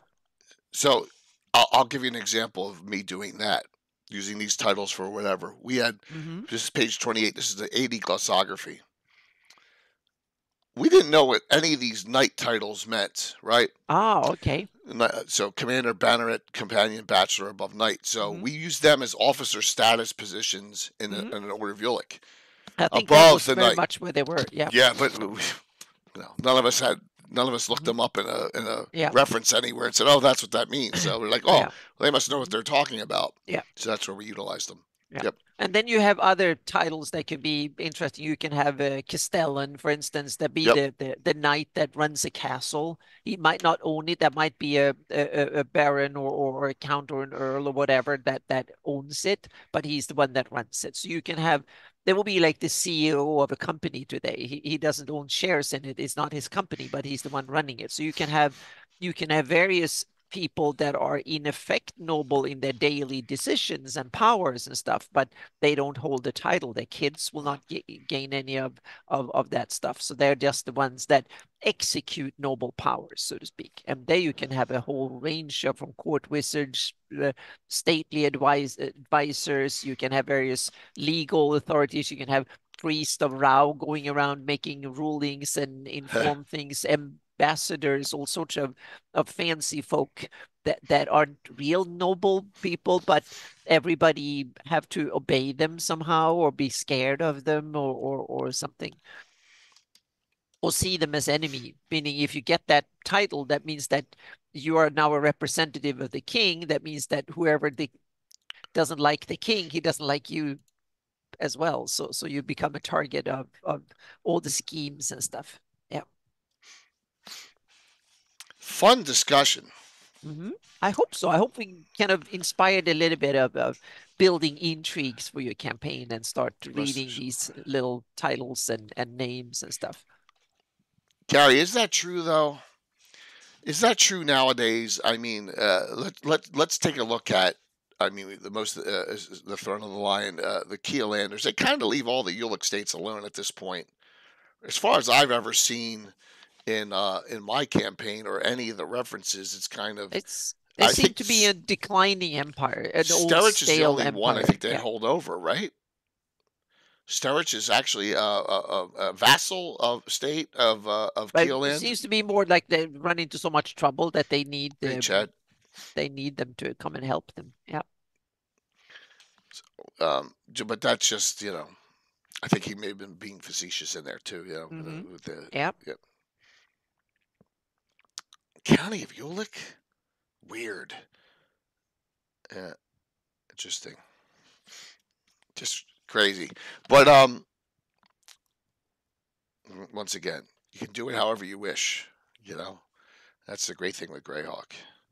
So, County Ulick is Paladin. Okay, yeah, and run by a druid, which I never understood. So I don't know if that does that hold in. Does that hold throughout the books? Does that hold throughout Living Greyhawk? Knights are noble. Yeah, the answer is yes. Lesser, right? We got to that, Anna. Yep. Gentry, noble, in the end. Mm-hmm. A little bit. We bounced all over the place as usual, but hopefully some of it was useful. That you find some of it can be add a little bit of value to your campaign. Yep. Yeah. Okay. Cool. Archbarony, Radix, Palatinate too. Okay, cool. Mm-hmm. Good to know. Yep. And there you have it, Archbarony. There, it's probably an Archbarony simply because it was recognized by Grey Kingdom to be an Archbarony. That's probably why they could have that title because they were recognized at that level. So, did I hear correctly that most of the early, I think Niron was all about the nobility question or battling in the early Living Greyhawk? That's what their main thing was because they I didn't. think so. There was internal strife Right. and loyalty fights between the How many people? I'm curious. Do a higher level than just having petty nobles as player characters or for interactivity purposes have had strife done with your noble or royalty? And I'm not talking about two different kingdoms going at it. I'm talking about internally, right? Someone's trying to I've overtake used it. it in almost every campaign. Okay. Yeah, somehow. Yeah. Yeah. I can't stay out of politics. Yep. That's my problem. Yep. Well, it's okay. Huh? Yeah, it was. Oh, cool. I'm glad this is your first time to Legends and Lore. This is a pretty deep one for first time. Oh, wow. So I hope we haven't great. scared you off. Oh, that's good. Future Good ones, to so see. please come back. A lot of interaction. It's all down here from here. That's Yep. funny. So, if I were to go back, Leandriron, I know I botched that name. If I were to go back to some previous ones, everyone should watch the one with Alan Grohe and all the stuff on Castle Greyhawk. That was one of the best ones we've had in last year. Yeah, and recently, welcome. that was so awesome. Yeah, and welcome. Welcome. Lenduran, so glad to have you. Yeah. All right, so as soon as your group gets high enough level, they will be messing in the country politics. Well, Michael, that's Niron, and that tends to be when an Niron adventure happens, right? It tends, which is cool. There's nothing wrong with that. So, yep. All right. That Scottish Jeff, you're onto something. Palpatine might be a cool play of titles, just like Gary Gygax invented a lot of cool titles. They did that for Star Wars in order to tie into sound pompous or something. So yeah, yeah. All right. So what other comments do we have here from Mike and Anna before we close this out? And I'll talk about some things going on. Mike, what's your take on this overall? What we got? Yeah. What do you think? Oh, I mean, yeah, we could talk about nobility and royalty for a long time. I personally had fun picking out some factoid stuff and looking at specific royals rather than maybe try to make sense of how royalty works. And then I knew you'd have a good grasp on Great Kingdom houses and all that stuff. It's one of my favorite things about the World of Warcraft. I wish I knew more about Freyandi and Nyrondi's houses. I wish they had been done in depth in the Marklands as he did even the Undying. Yep. Yeah, Marklands didn't go that deep. Even the Undying, he had more knowledge. He had done it a couple of times, so he went even further into it. So yeah. Marklands didn't go in that deep. Marklands was more about the defense of the area than the internal, which is okay. It's a great publication. Both Izzy and Marklands are fantastic. But but even the Undying is in many ways the best. It is the best for a single developed location by far. It's the region. It's fabulous for all the political intrigue and the possibilities. And it was never published. Exactly, it was never published. But they were basically bankrupt when it was supposed to be published. They didn't have the money to the possibilities, so they had to put it up on the internet for free. Yep. So Patrick, in my game, in the Order of Ulic, once you become of Lord status of your class, which is 9th level normally, some classes like Mage it's 10th, or Thief it's 10th, and you get the title of Knight because you've achieved knighthood. Thieves get titles? Absolutely. Oh damn! Any character in the Order of Ulic that reaches its Lord status of character class will get the title of Knight at that level. As long as they go on one event, they go on an adventure set in the order to serve a purpose or whatever at that point. I'm just absolutely. That's the good way to do it. I'm more like, okay, you're just a petty little thief, then that will be it. But I've abolished classes, so my mechanisms, my mechanics are much more egalitarian. But my campaign is much more stratified and full of classes. By the way, strife. Yeah. You all saw Saturday night. I kind of let Venarium Vord be an honorary member of the Order of Ulic just so he can show that badge.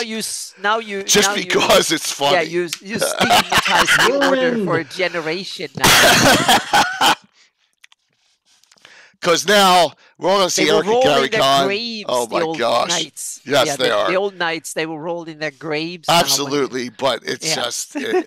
That's pandering at its finest, but it's worth it. It's awesome. I think it's great, but it's also it's such a fun part. Yeah. So while we have Mike, what's going on in your world? Because we probably won't be here next week.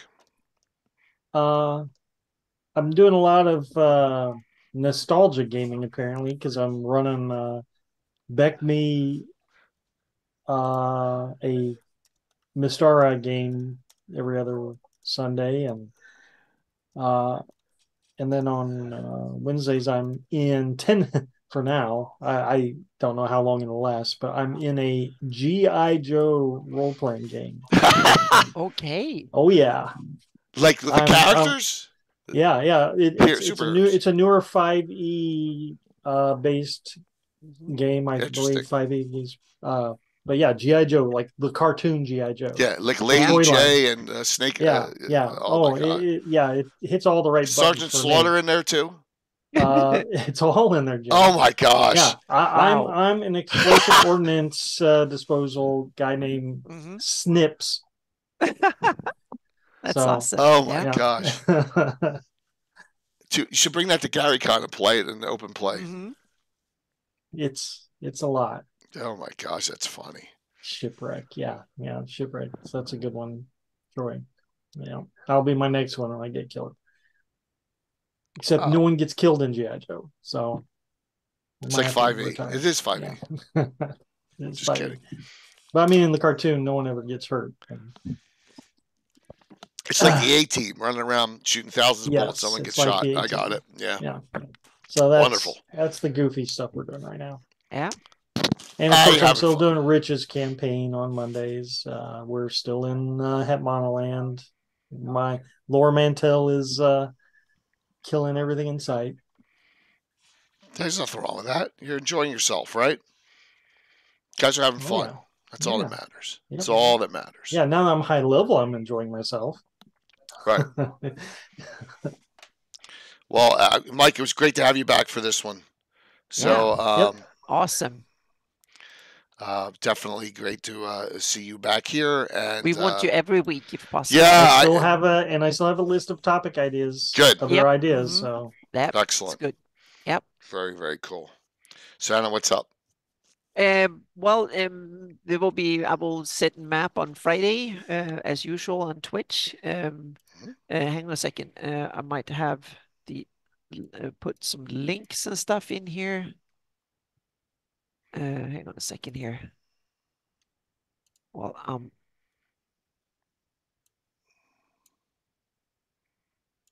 there we go. So I can post my links here because we have some new people in.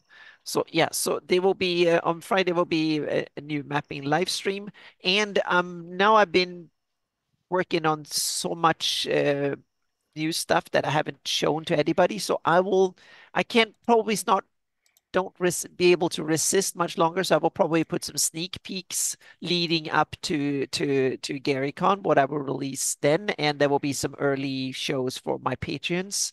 So there will be some sneak peeks on what's coming, so to speak. So you can see a little bit for patrons only.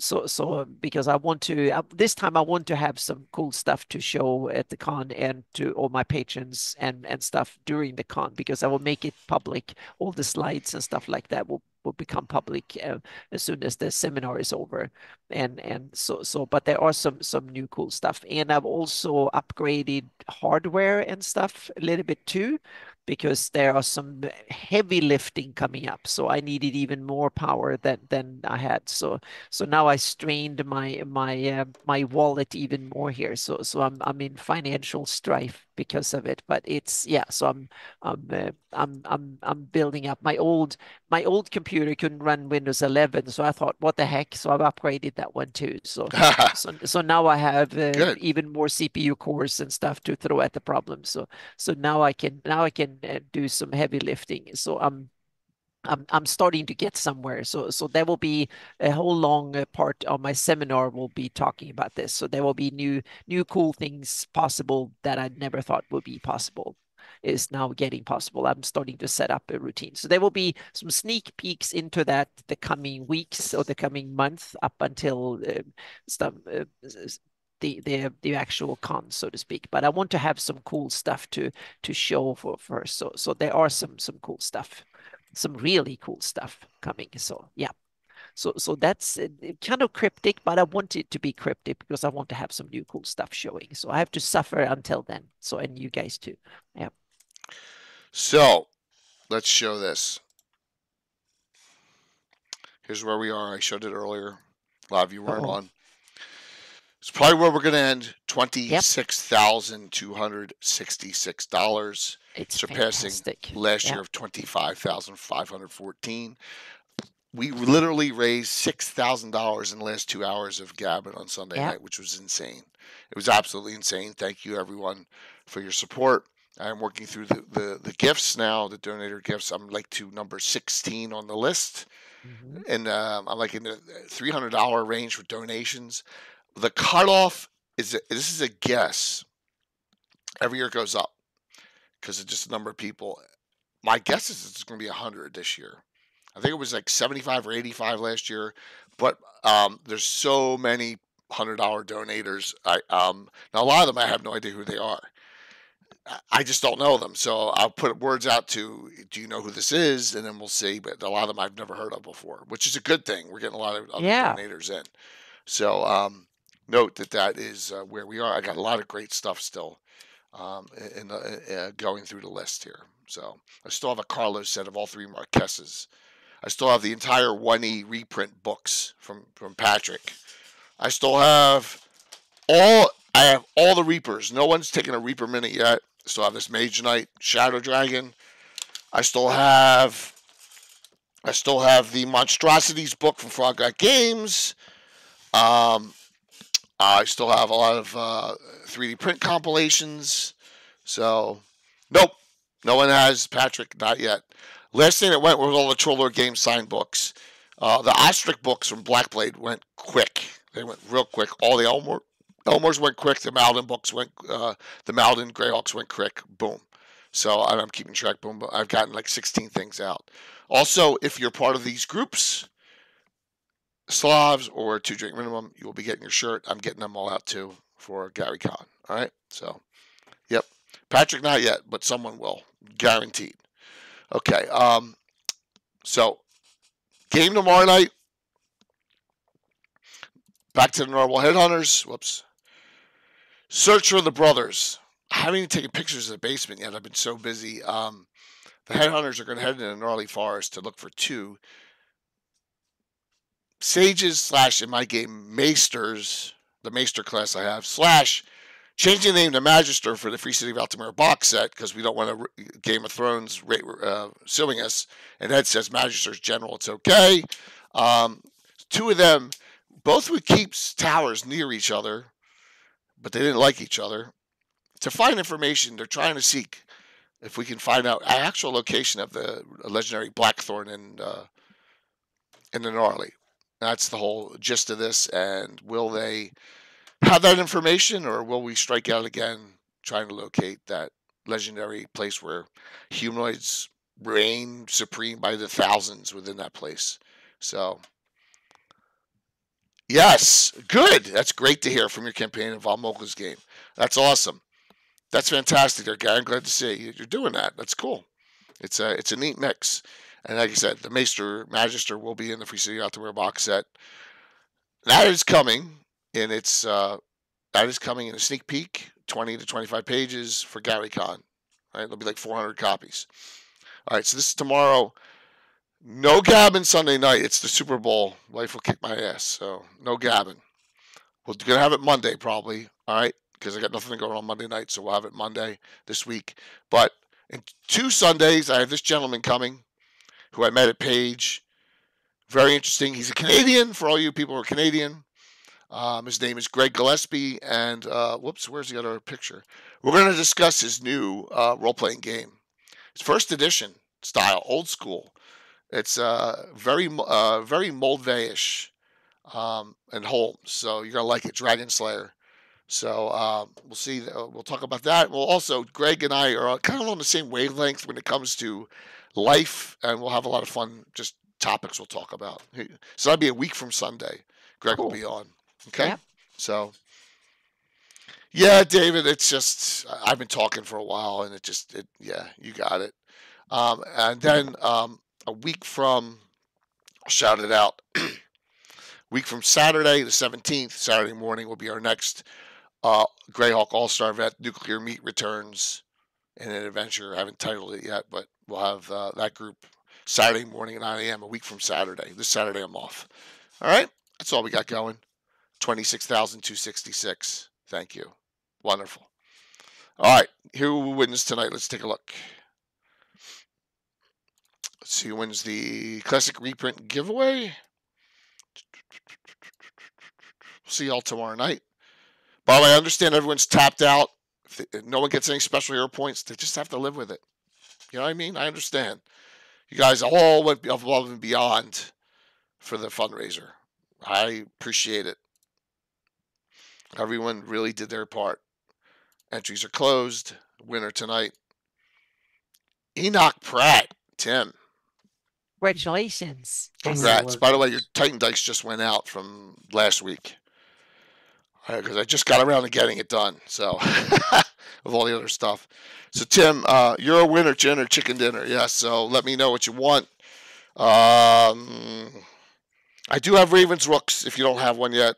N1, N2. Treasures. I have 1 Fiend Folio I can give you. L1, L2, S4. Lots of good stuff. All right. And we can talk about it. Raven's Rook. Look at that. That was easy. That was easy. You got it. Great book by William Henry Dvorak. Yep. Cool. All right, I'm going to raid into. Oh, by the way, if you go to Greyhawk Creatives, we have some new members. So we have awesome. Yeah. Myriad Nexus joined, Folk and Myth, who really stepped up and ran 2 streams on Friday during the fundraiser, is in now. I think they're running a homebrew campaign now, Sarah, but I'm going to raid into them anyway. Just say hello and thank you, Miko, for doing such a great job for the fundraiser. It's always good to see new streams come in and participate. It really helps the community out. And Jeff, I have other copies here. Send me your freaking address, man. Just make sure I have it right. Updated address, send it to me in Discord, and we'll get that to you. All right, we'll see you all soon. Have a good one. And I'm serious about Thrommel. It's all over for all of you. You don't even know it. You don't even know it yet. It's like that movie with Tim Robbins. You're already dead and you don't even know it. Yeah, that's what's happening. So I got such a shitting grin on my face, Anna. Go into a certain chat. You'll see. We see if we can probably make that go away. No, it's happening. Now I forgot what I'm hitting. Raid. Excuse me. I'm sorry for coughing right into this. Alrighty.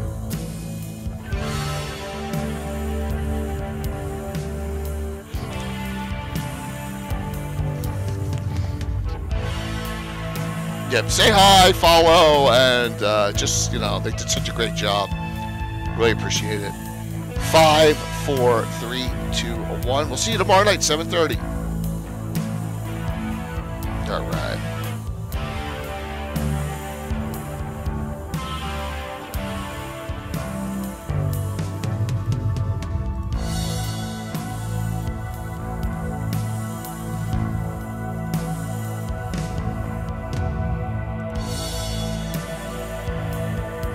Awesome. Great job.